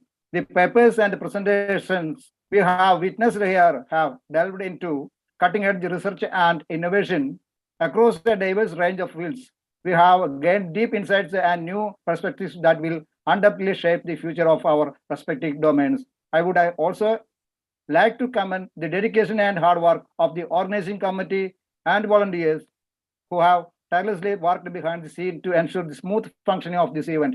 Your efforts have not gone unnoticed, and we owe you a great gratitude. Thank you once again for your participation, presentation, dedication to the pursuit of knowledge. I look forward to our paths at closing once more in the pursuit of academic excellence. Thank you all. Thank you. Thank you, madam. Thank you, Mr. Raju. Thank you, Ms. Delight, for this wonderful session and all the sessions. Yes, Dilpreet, let's start with the ceremony. Yes, so let's quickly move on. Shalini ma'am, I have seen your message. I will revert back to you. So let's quickly move towards the most awaited part of the seminar, that is award ceremony. I'm going to announce the Shiksha Ratan Award 2023, and I'll be proceeding with the PPT and the list of awardees. First of all, a big congratulations to all the awardees. So, Team ICRT is going to share a PPT with us. Shiksha Ratan Award 2023, an international felicitation. So, our first award goes to Dr. Nazia Hussain, Assistant Professor in HOT Department of History. Congratulations, ma'am. Next is Dr. J. Suresh Kumar, Associate Professor, Department of Economics, Dimapur. Congratulations, sir. Then the award goes to Mrs. D. Shobana, Assistant Professor, Department of Management Studies, Nagaland. A very, very congratulations, ma'am. Then the award goes to Professor Dr. Bipin Chandra Pant, Professor, School of Business, Galgotias University, Greater Noida. A big congratulations, sir. The award goes to Dr. Savita Sharma, Assistant Professor, Gaur Brahman College of Education, Rohtak. Congratulations, ma'am. Then the award goes to Dr. Pramila Singh, Assistant Teacher, Sunbeam English School, Varanasi. Congratulations, ma'am. The next awardee is Dr. Hardi Kumar Mehta, Professor and Head, Emmett College, Transfer, Gujarat. Congratulations, sir. The next awardee is Mr. Venkatesra Purumaniam Ganapati, Faculty in Auditing Department, Tamil Nadu, India. Congratulations, sir. The next awardee is Dr. Debabrata Bhattacharjee, Hawaii Government Girls HS School, Tripura. Congratulations, sir. The next awardee of the day is Dr. Mrs. S. Andal, Assistant Professor, Department of Education, Tamil Nadu Teachers Education University, Chennai. A very congratulations, ma'am. The next is Dr. Barkha Khurana, Professor, SGRR Institute of Medical and Health Sciences. Congratulations, ma'am. The next award goes to Dr. R. Usharani, Assistant Professor, Department of Business Studies, Sri Manakula Vinayagar Engineering College. Congratulations, ma'am.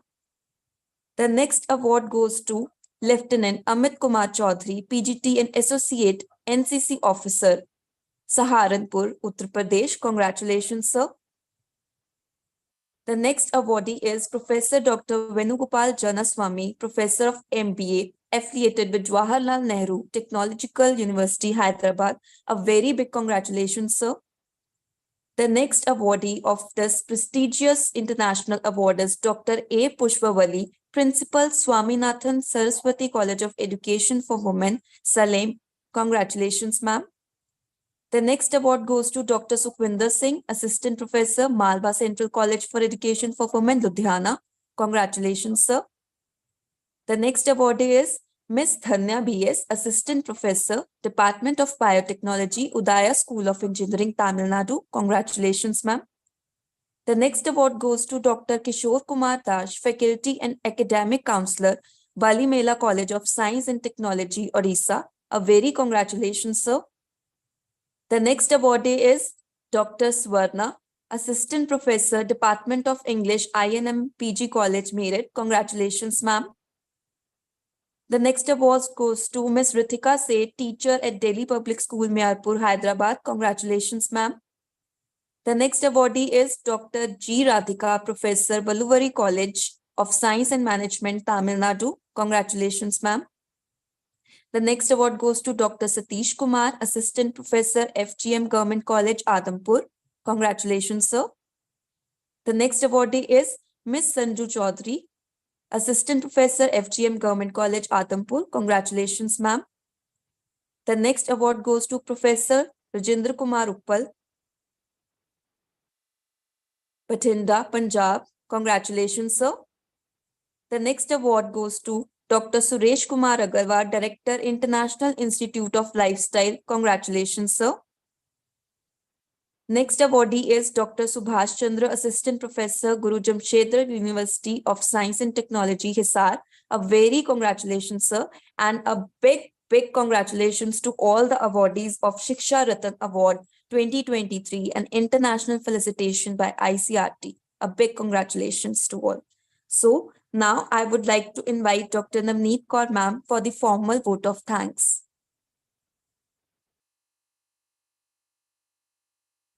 Dr. Navneet ma'am.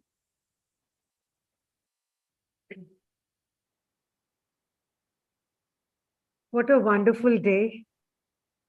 Victor Hugo has beautifully said, be grateful in your own hearts. That suffices. Thanksgiving has wings and flies to its right destination. I want to thank every participant of today's seminar. It may be the speaker or viewer. From bottom of my heart, as you, the teacher, are reaching an empty mind with an open mind, and you're changing the lives of many with the right mix of chalk, technology, and challenges. My gratitude to the fraternity of all three institutions whose wonderful collaboration has made today's seminar a big success. Debre, Tabor University, Ethiopia, Axion Dark Insights Research, Ethiopia, and ICERT, International Council for Education, Research, and Training. Beautifully said by Benjamin Franklin.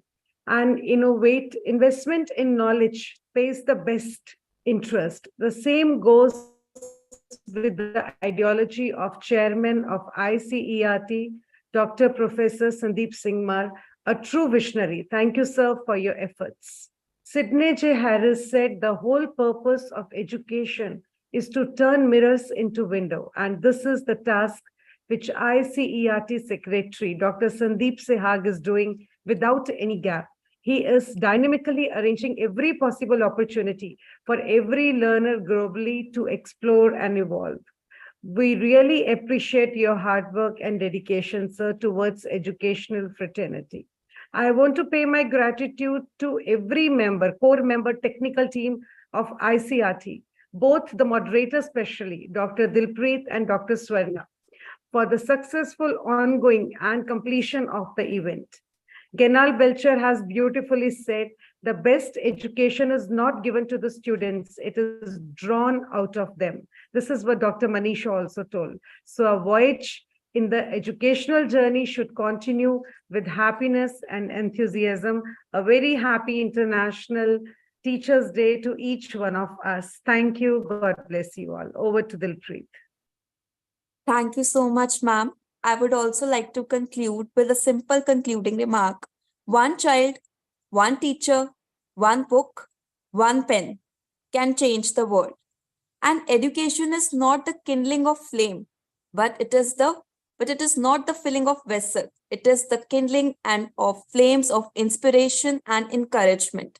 And teachers who love teaching teach the children the love of learning. So my sincere gratitude towards the pillars of ICERT, Dr. S.K. Singhmar, Chairman ICERT, the true visionary, Dr. Sandeep Sehag, General Secretary ICERT, the backbone of ICERT, Dr. Navneet Kaur ma'am, Executive Director Education, who is the heart and soul of ICERT and without whom we cannot imagine this seminar today.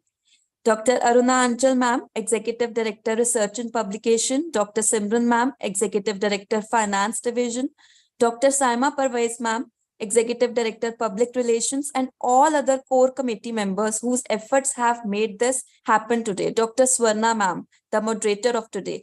Thank you all the backend people who are really making this happen. I would also like to express my sincere appreciation to all the participants who have joined us today and made this session a learning experience for each and every one of us present here today. All the panelists, the resource persons were truly knowledgeable, insightful, and enriching. Your active participation, thought-provoking discussions, and diverse viewpoints have been the driving force behind the success of this seminar. It is through your engagement and dedication that we have been able to explore innovative ideas and forge meaningful connections, and will continue to shape our endeavors beyond the walls. And this platform, ICERT, what to say about this? This has made happen today. Such resourceful minds, such transformative exchange of ideas is all because of this wonderful platform, ICERT. May this seminar inspire us to transform education and empower teachers, for therein lies the power to shape the global society that thrives on knowledge, understanding, and compassion. Thank you for being part of this enriching journey towards a brighter educational horizon. Thank you so much, everyone. So big kudos to the team. So with this note, we conclude and say goodbye to everyone and see you next time.